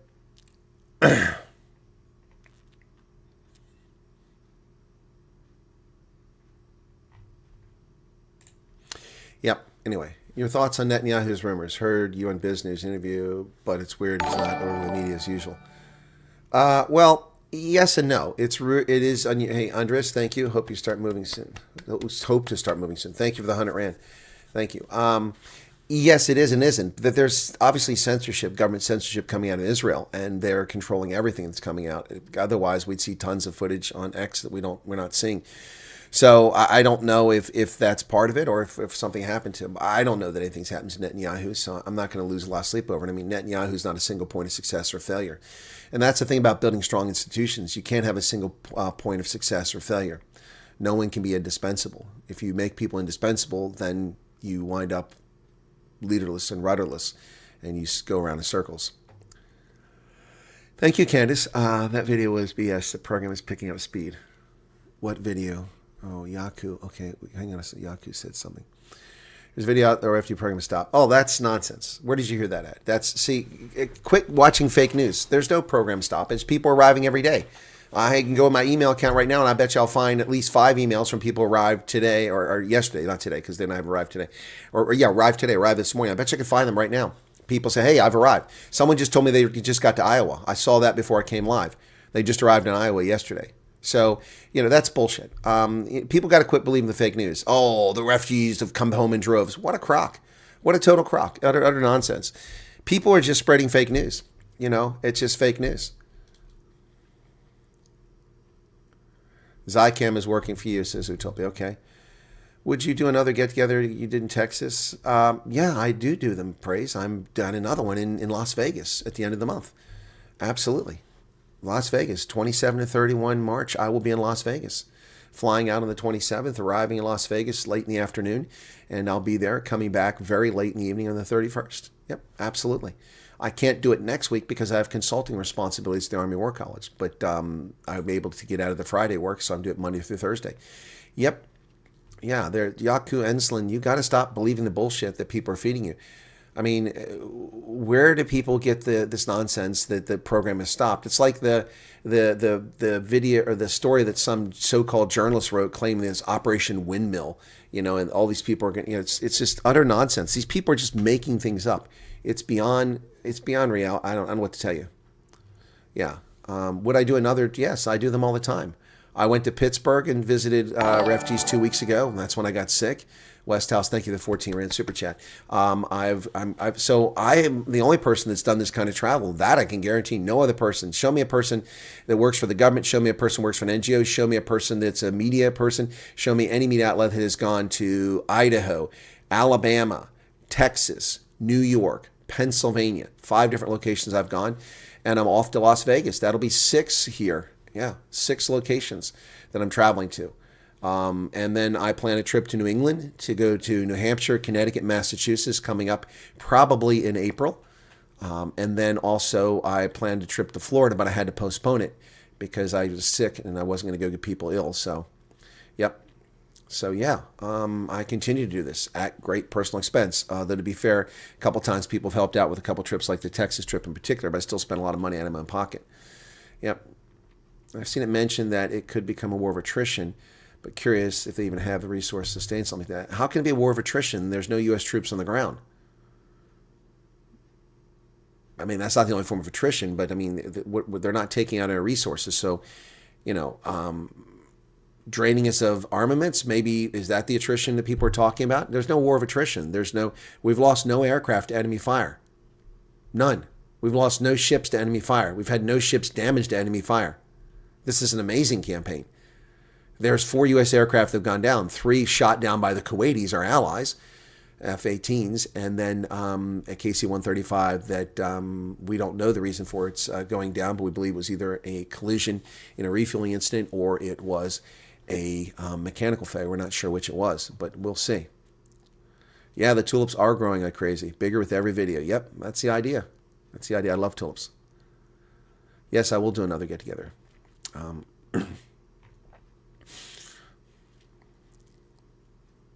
Head feels a little bit better, yes. Someone posted there will be a breaking news refugee program and said ASAP, so everybody got confused again. Oh, yeah, see, that's just more people pulling your strings. No, see, this ASAP stuff, that was 2 days ago. Someone posted that. Where's the update? Stop listening to the bullshitters. You're going to WhatsApp groups and Facebook pages and South African media, and you're listening to stuff. You only need to go one place to get the facts. One place, and that's the U.S. Embassy website. Other than that, it's all bullshit. Other than my analysis. I mean, honestly, there's a couple other people that are speaking honestly about this. Professor G, Shelley Hepburn on occasion, but most of it's just bullshit out there. It's just bullshit. You guys got to quit falling for it. Yeah, there is so much propaganda. Yeah, the amount of false news is bad. Iowa's cold. Yes, it is. Can I ask a question now that I'm listening to fake news, but rather me coming to ask you to confirm? Red, ask your question. When we arrive, we also want to give you an interview. It's the least that can be done. Thank you, 2025. Yeah, people you know are flying tomorrow. Well, I know people already flown. I've watched a lot of interviews and got an informed expectation the timeline is definitely happening at increased pace now. Hey, Copus. The Colonel got to get his poker game on. They had an image of refugees going to USA and said it was refugees returning. Who was that, Pistons? Was that a news story? Just don't get married accidentally, says Westhouse. Well, who gets married accidentally? Just realized the news was over. You're welcome for the news, Cranberry.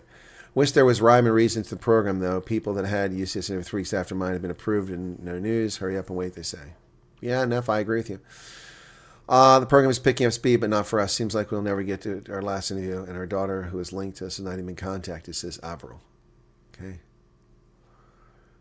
Up north somewhere, Colonel, please. Huh? If you did your IQ, do it once. Even if you did your pilot intake questionnaire, do it once. Okay. Fear distorts your judgment. It does, Mark. It does. Panic, it does that too. The person that had the help question earlier, you can ask it now. I don't know what Holden's talking about, 7 locations. If you want to be gullible enough to read and believe the cock and read on social media, it's best to keep it to yourself. Exactly. What happens when the cap is reached? Nothing happens when the cap is reached. Most likely they'll exceed the cap. I've said that 1 billion times. The cap is simply an administrative figure. It means jack squat. We have exceeded the cap on numerous years in the past, including when Joe Biden surrendered Afghanistan and we took in 168,000 Afghans in about 3 weeks, none of whom were properly vetted.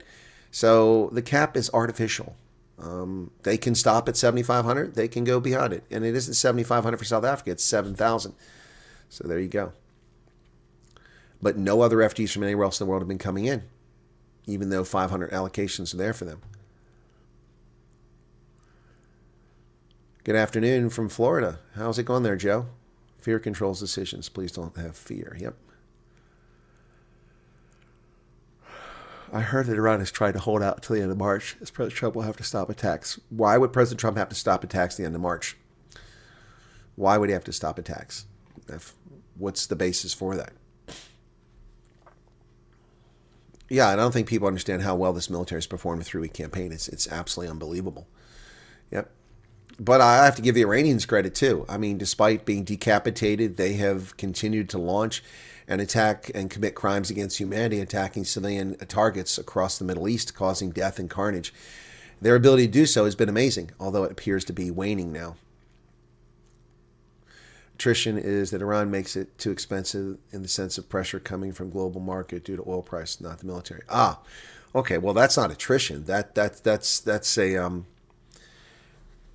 a culmination point. The Iranians are trying to reach a culmination point for the Americans.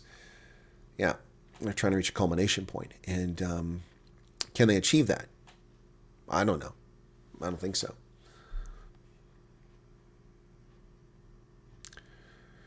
Anonymous Angel says, thank you for being trustworthy as always, and glad you're feeling a little bit better. Thank you. I saw articles that TSA agents unions are now protesting shutdown. Well, I'm not surprised. The Democrats are hobbling America's safety, allowing terrorists to run out and murder Americans or attempt to murder Americans. Well, they are murdering Americans. Murdered an American military officer, Lieutenant Colonel at Old Dominion University. And because Homeland Security is hobbled because of the Democrats' refusal to fund Homeland Security, this puts Americans at risk. These people hate America, and they should be removed from office, each and every one of them, at the ballot box. Yep. Remind me again about the bill that was introduced by, I think, Ronnie Jackson. Has there been movement? No, it has not gone to the floor for a vote. It is sitting in the floor. It's up to the Speaker of the House to bring these things to the floor. And I think that's a political tool that they're just sitting on. It came out of committee, so it's on the floor. But the bill that was there the year before never got anywhere either. And the bill from Senator Kennedy in the Senate has not gotten to the Senate floor. I heard some people get asked once they arrive for the agency to see their bank accounts if there's some money in it, then they're hard-headed to assist and give refugees what they're entitled to.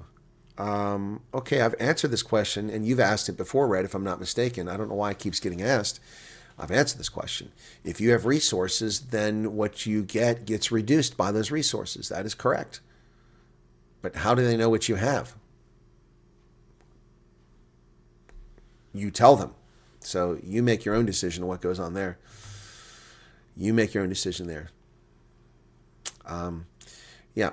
So Yeah, your entitlements are reduced if you're wealthy. If Rob Hersoff were to come as a refugee, he wouldn't get any money at all. None. He wouldn't get anything. Or it'd be reduced to the minimal level because he's got resources. Yep. Asking for an interview with you is like waiting for CWS to call, you know. I don't know what that means, Max.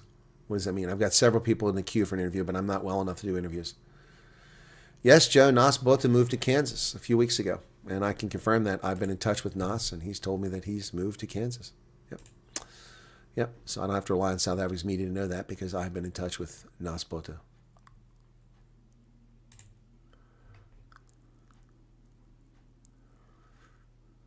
Okay.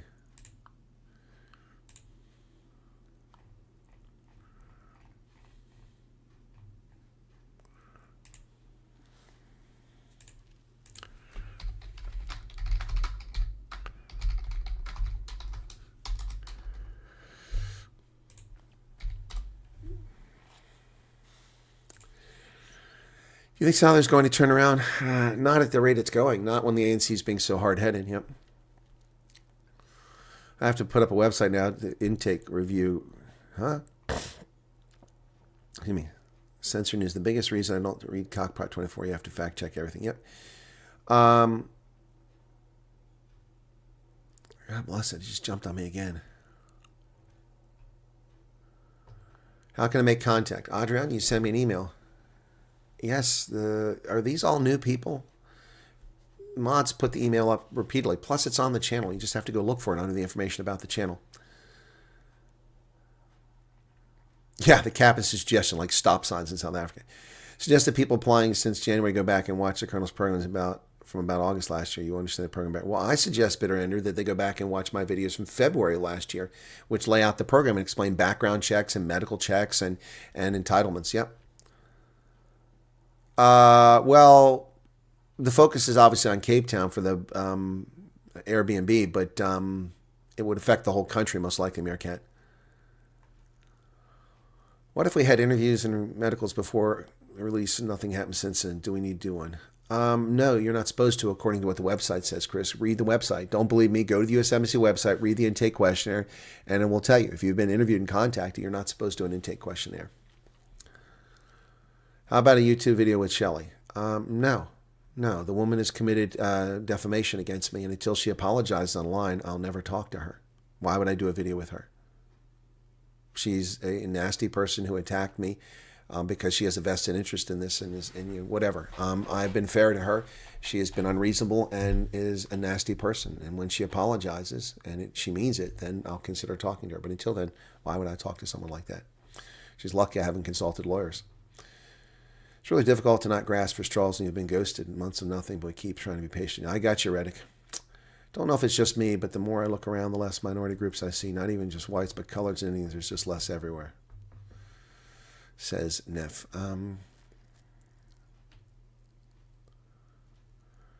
Who is Papa?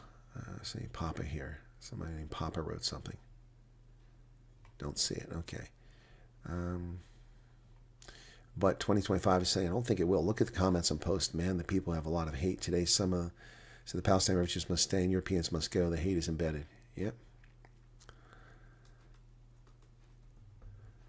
Desmond says, I would have lost it a long time ago if I were you. These ungrateful people that all believe this propaganda social media makes me sick too. How stupid people can be and how gullible they can be to believe this stuff. I mean, you still have the President Ramaphosa running around saying that the Afrikaner policy is a racist policy. There is no Afrikaner policy. There is a policy for Afrikaners and racial minorities. It's not an Afrikaner policy. To call it that is disingenuous.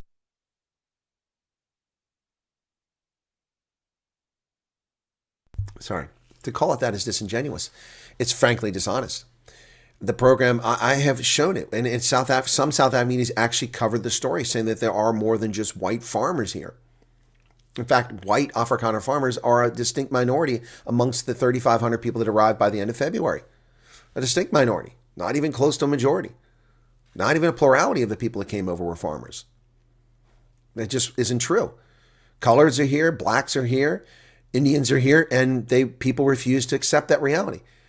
And the nonsense about thousands or droves of refugees have gone home. Nobody's gone home. It's just a complete lie. Thank you for your membership, Caroline.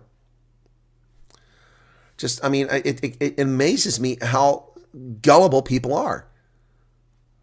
I mean, so for instance, that guy, find this very quickly. That guy who did that video for The Humanist uses information and he lies about it. Let me find this very quickly for you here. Actually, I'll do it this way. Arrivals and emissions. Okay, I'm going to go to the website. This is published by the Department of State. This isn't exactly a rocket science. Department of State, emissions and arrivals. Arrivals by state nationality, okay? He showed this on a Twitter page, on an X page. He showed this report, and he said that only white South Africans have come. Well, first off, it doesn't designate ethnicity or race, so that's a problem. But I submit to you that people from Afghanistan are not white South Africans. I guarantee they're not white South Africans. So this is the page he used, published by a leftist, and he puts this in the video and says, see only white South Africans. But that's not evidence. The evidence is actually not even remotely true. Colorado, Afghanistan, 3 came in November, right there. Look at that. Afghanistan, right there. Afghanistan. This is October of 2025 through February 2028, or February 28th, 2026.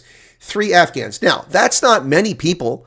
And that means that everyone else, every single other refugee that came of the, 3,158, 3,155, as I previously reported, were South African. But they weren't white. Many of them were white, but not all of them were white.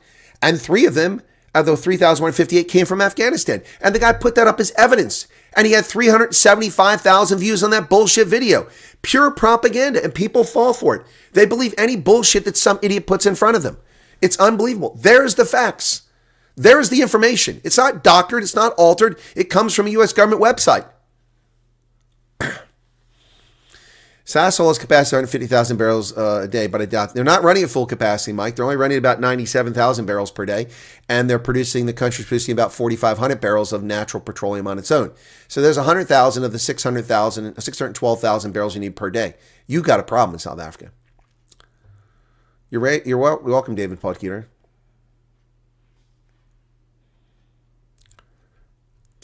You're very welcome.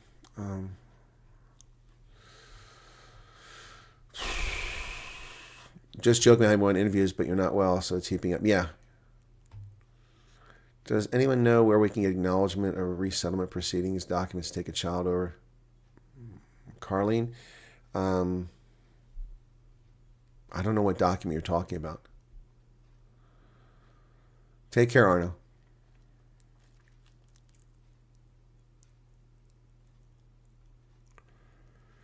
What's the best chocolate there?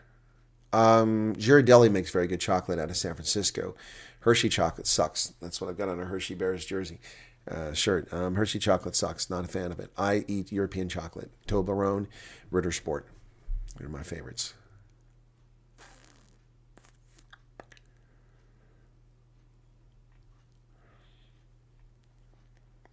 Probably try and spin the Nas story for the move, so better to get it yourself. Well, I asked Nas if he wanted to do an interview, and I don't think he wants to do an interview.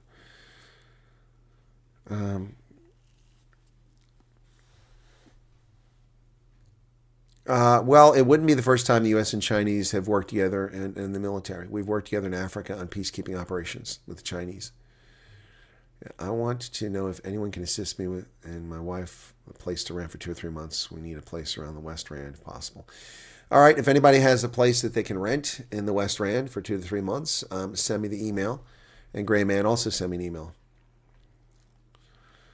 After waiting 3 weeks for my interview, it was postponed to costly Cape Town to Pretoria. I save up and waiting again 2 weeks, no invite now. Well, that's going to suck, Amanda. Just want to touch base on that refugee point. South Africans are the only refugees being allowed in, even with frustration in this program. People are very blessed. Well, 3 Afghans were let in, presumably for family reunification. Yeah, but yeah, that's not many. Do you think the Cape Independence is going to be a thing? No, I don't. Since watching your video on Walmart and their policies, Ms. Cutman refuses to go anywhere near it. I don't blame her. Mandy says, thank you, Colonel Chris, for the news and all the hours time. Have a great day. Take care. Take care, Mandy. Heard today on a Freedom Plus standing up for Ambassador Bazell. Courtney Mulder has some good points. Yes, I'm making a video on that. But not just that, but also about Gate McKenzie also standing up for the ambassador. Sheer amount of absolute horse pucky on X about the refugee program is stunning. People posting the biggest pile of nonsense where they just make it up. They just make it up. And there's no consequences to that fake stuff.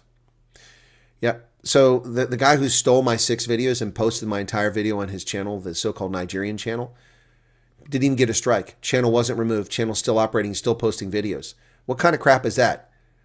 I get a strike from Odez on a video that didn't even belong to him when he falsely claimed that I stole his content. I got a strike and couldn't broadcast for a week when he did that shit 5 years ago. And now this guy steals my content outright. They prove that it's my content, and then they don't even give him a strike. And he's back up. I found another one of my stolen videos on his channel. YouTube. Unbelievable, man. If you want to watch something. So I'm supposed to scan the 345 million YouTube channels to find my content being stolen. Thankfully, my viewers found that content stolen. All the misinformation regarding the refugee program once again shows the hatred of the ANC and other liberals. Well, not just them, Joe Texas, but it shows the hate. Yeah, well, liberals, yeah, in the U.S., yeah. Amazing how amazing it is. Taking kids to the park is seriously our favorite thing to do. We can walk in the streets and have no problem. I'm guessing MW is a refugee that's here in America. Don't recognize the username. South African chocolate is better than US or UK. South African chocolate is shit. It's like eating a bar of shit. Are you serious? South African chocolate doesn't exist. South African chocolate is Cadbury's. It tastes like shit. I don't know. If that's what shit tastes like, that's what it would taste like. Are you serious? Give me a break. South Africa has many good things. Chocolate isn't one of them. Cheese is also not a good South African thing. Oh my goodness. Dude, are you serious? South African chocolate's the best. That's a personal view, and that's your prerogative, but that isn't remotely true. Yep. U.S. is still sending millions to Taliban. We're not sending any money to the Taliban. What are you talking about, Holden? Lost count of the people I've reported for misinformation TikTok, but every TikTok says they found no information. Exactly. TikTok is a misinformation platform, too. Don't even bother.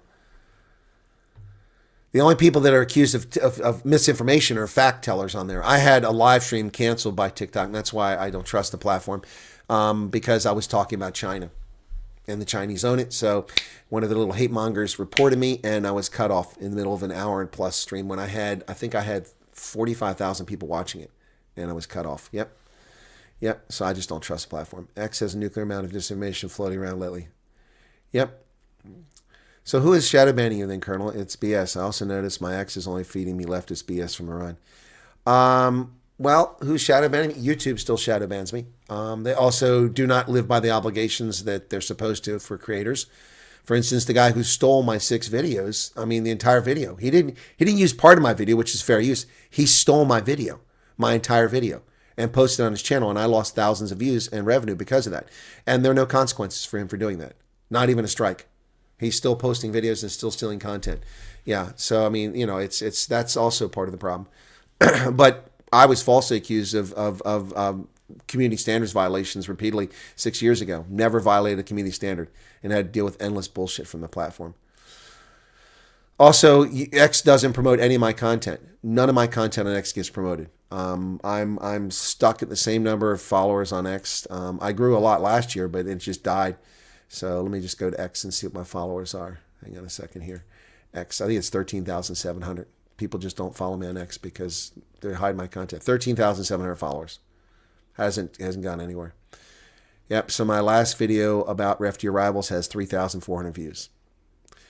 Yeah, so let me see if I look for my post. My post. Okay. I don't know why it puts post when you're responding to other people's videos. They're not my post, that's a response. So it's kind of irritating. Yeah, no, I've got very few views on X. It's very, very fickle platform. So, why is it pronounced Colonel, not Colonel? It's French, Cornel,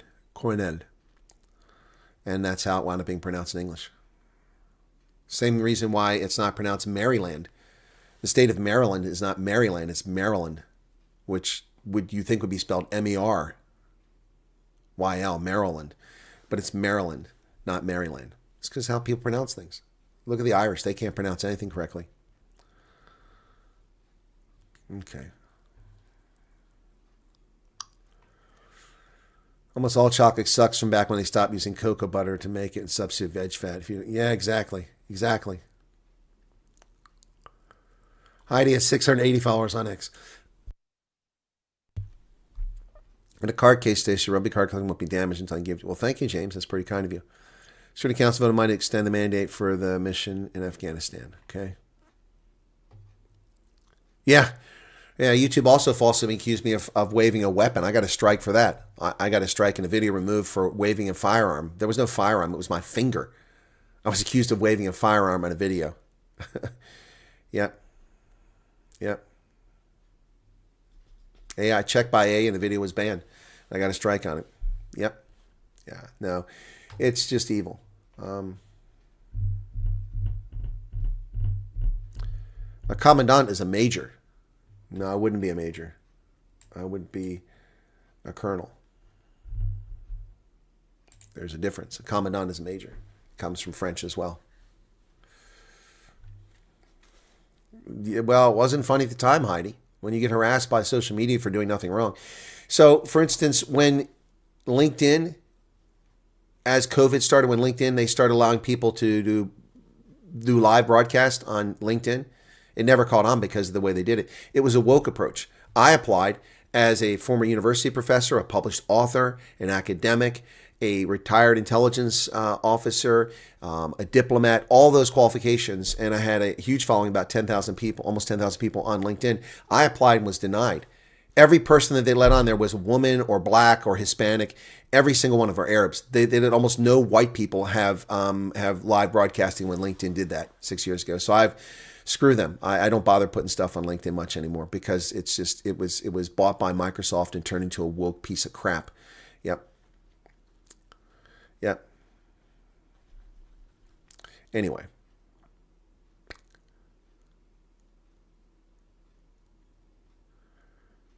Right, nuclear. It should be nuclear. Right, exactly. It's just how people wind up pronouncing things. Yeah, which makes in English a difficult language for people to learn because of spelling. I mean, I see a lot of mistakes by Alfred Connors in here typing. They type waste. They type it wrong. So they mean waste as in wasting something, misusing it, and they type W-A-I-S-T. Well, that's where your belt goes on, your waist. Wasting away is W-A-S-T-E. Yeah, so people just get it wrong. LinkedIn wants a copy of my driver's license. Yeah, for what? For what? Fail a urine test? No, Tom Hawk. I've never failed a urine test. Got to see a healthy squirrel running around Florida by a friend. Rats are killing our squirrels. Our garden in town is now pathway for shops. Huh? What are you talking about? Yeah, ketchup. Well, but ketchup is also spelled catsup. It's spelled catsup here in America. Catsup or ketchup. Yeah, and it's both pronounced ketchup. Can I refinance your YouTube channel on a website I'm making for knowledge and for more info for people to come to your channel and see videos? Red, you're going to have to write me an email and explain what you're asking for. I'm not going to say yes on this. I need to find out what you're looking for. Mark Kennedy, welcome to you. Jelly Rider, hope you're feeling better. Well, a bit better. Not great, but a bit better. A bit better. So yeah, so we're at this for almost 2 hours. Wow. When time goes by, when you're having fun, I've got to take a break here shortly, make a video, and then I've got to do 2 interviews tonight. So responding about the parks being amazing, USA. Well, they are. Yellowstone, Acacia National Park, the Smoky Mountains National Park, Gettysburg National Monument, Military, Antietam, Yosemite, Olympia National Park, Snake River. I've been to all those places. Has a subordinate ever addressed you by the wrong rank? No, that's never happened. No. Preservatives and ketchup should be banned, says Holden. If you say so.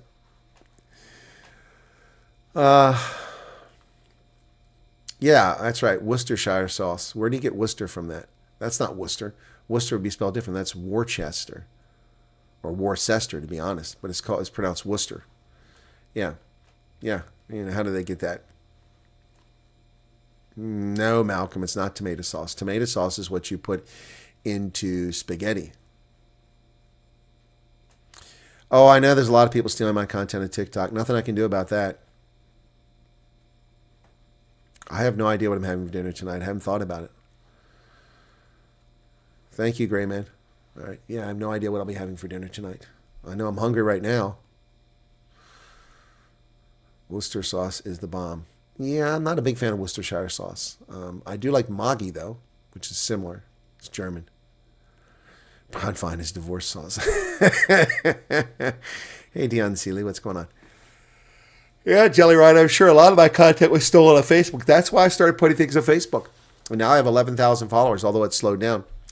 Yeah, on the Facebook channel, I now have 11,000 followers. So, yeah, but I quit putting stuff. I started putting stuff, on my Facebook account because so many people were stealing my content on Facebook. And the thing that's irritating about it is that people would go on Facebook and they would write questions and ask me questions on the videos on other people's channels, and they can't answer the questions because they're not me. They've stolen my content. Now Facebook doesn't want to open. Wow, that's interesting. There it goes. Okay, didn't want to work at first. Okay.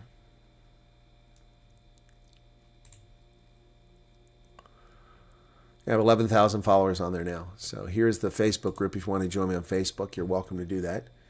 So, and I will do some unique content for Facebook, but I never trusted Facebook. So, also you can support the channel if you want to by, people are doing that now. I got the first one actually did that. How do I find this stuff? Monetization. Ooh, I got 63 cents from a subscription. I think I got one subscriber. Subscriptions. One subscriber. It's $1 a month. So I get 63 cents of that dollar. So they took 37%. Wow, YouTube. Wow. Well, 1/3 actually, about 1/3, yeah. Yep. So I have 1.5 million views on there, up 2,166,000% on my Facebook page. Yep.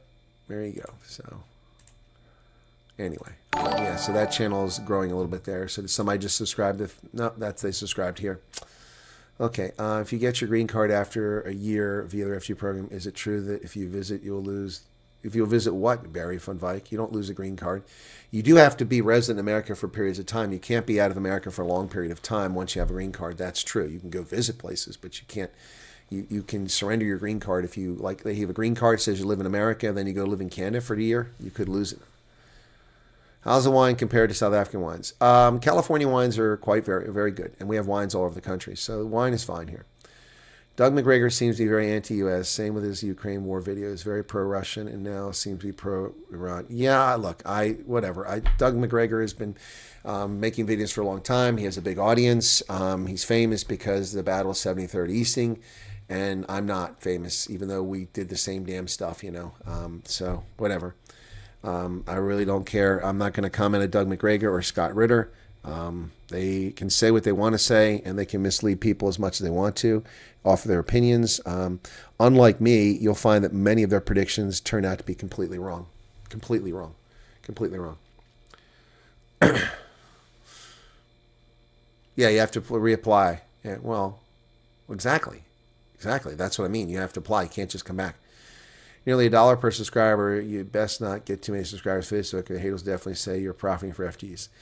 But my channel is not a refugee channel, so they can say what they want. I mean, I have thousands of subscribers on this channel, or paying members on this channel. No, this is a news channel. That's a news channel. And that's also for my consultancy. If you get your green card after a year, okay, I just answered that question. Why are you asking the same damn question you just asked? All right, Barry, you're going to get blocked. Quit asking the same damn question that was just asked. I just answered the question. You asked it again. Bye, Candace. Jelly Rider wants to meet me. Well, Jelly, depends where I'm at. So, well, that reminds me of something. I need to check on something. Somebody wrote to me. People wrote to me yesterday.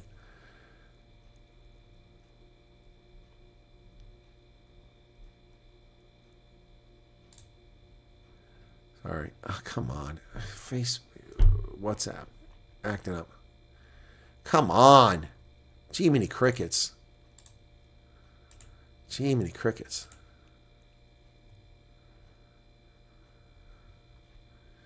Okay, I can confirm they're still doing medical checks in Cape Town. All right, you can do that.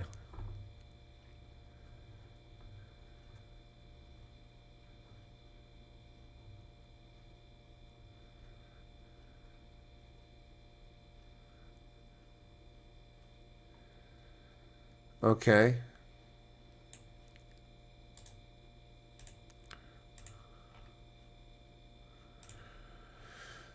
Katie, thank you for the 70 Rand. Okay. Anyone even thinking about coming back south after obtaining U.S. registration should really not even apply. Exactly. Yep. This is not immigration. I don't know why people think they're coming on holiday here. Good climate to grow wine. Wineries everywhere. Some slop, some the best in the world. Yep, exactly. There's wine grown here in Pennsylvania, surprisingly. MRC PL Duck, we're still here since the beginning. Since the beginning of what? One of my first missions US will be to find my new favorite coffee. Okay. She's doing well last time I checked on her. So let me see. God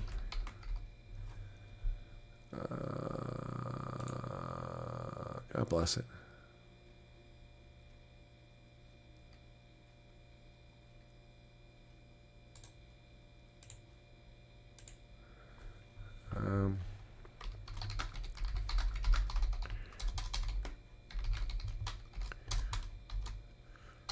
Okay.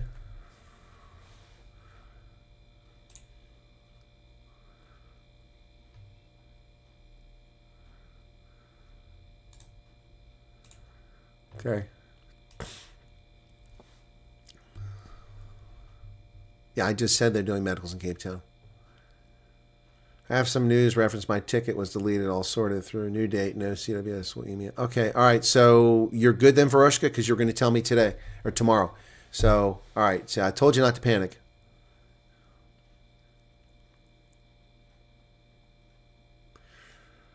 Too true, Colonel White. If I recall correctly, according to McGregor and Ritter, Russia was holding back and the war would end as soon as they commit themselves. Exactly. That's what they said 3 years ago. I told you that was going to be a war of attrition that would last 3 to 5 years minimum. And here we are. 2022 to 2026, we now hit the 3-year point, over 3 years. So, yep. Can single persons that come over be put in a house sharing one person living in a living room, all sharing a washing machine? With their consent, that can be done. That's been done in Rochester and other places with their consent. Oh, beginning of program. Just wait. What are you waiting for, MRC? You said beginning the program, just waiting. What are you waiting for? Tell me what you're waiting for. I don't want to keep you waiting needlessly. Lavazzo, okay. Refugee program is about escaping persecution. You will have to start over from the bottom. Be prepared. It's not a vacation. Yep. There's government's course. In fact, I used to listen to this Colonel McGregor and Scott Ritter a lot before I found your channel. I haven't gone back. Yeah, no, I mean, you're welcome to listen to their channels. I'm not trying to take people from their channels, but they're famous. I'm not famous, and so they get big audiences.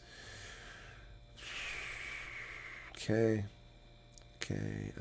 Haven't been notified of an application decline yet, so patiently waiting. Yeah, nobody's been declined who's eligible so far, at least through January 31st. 3 years, 3 million casualties. That's, I don't know the true figure of casualties, but I'm sure it's a lot. She will give us an update later today. I had a good chat with her this morning. It's Miki. Okay.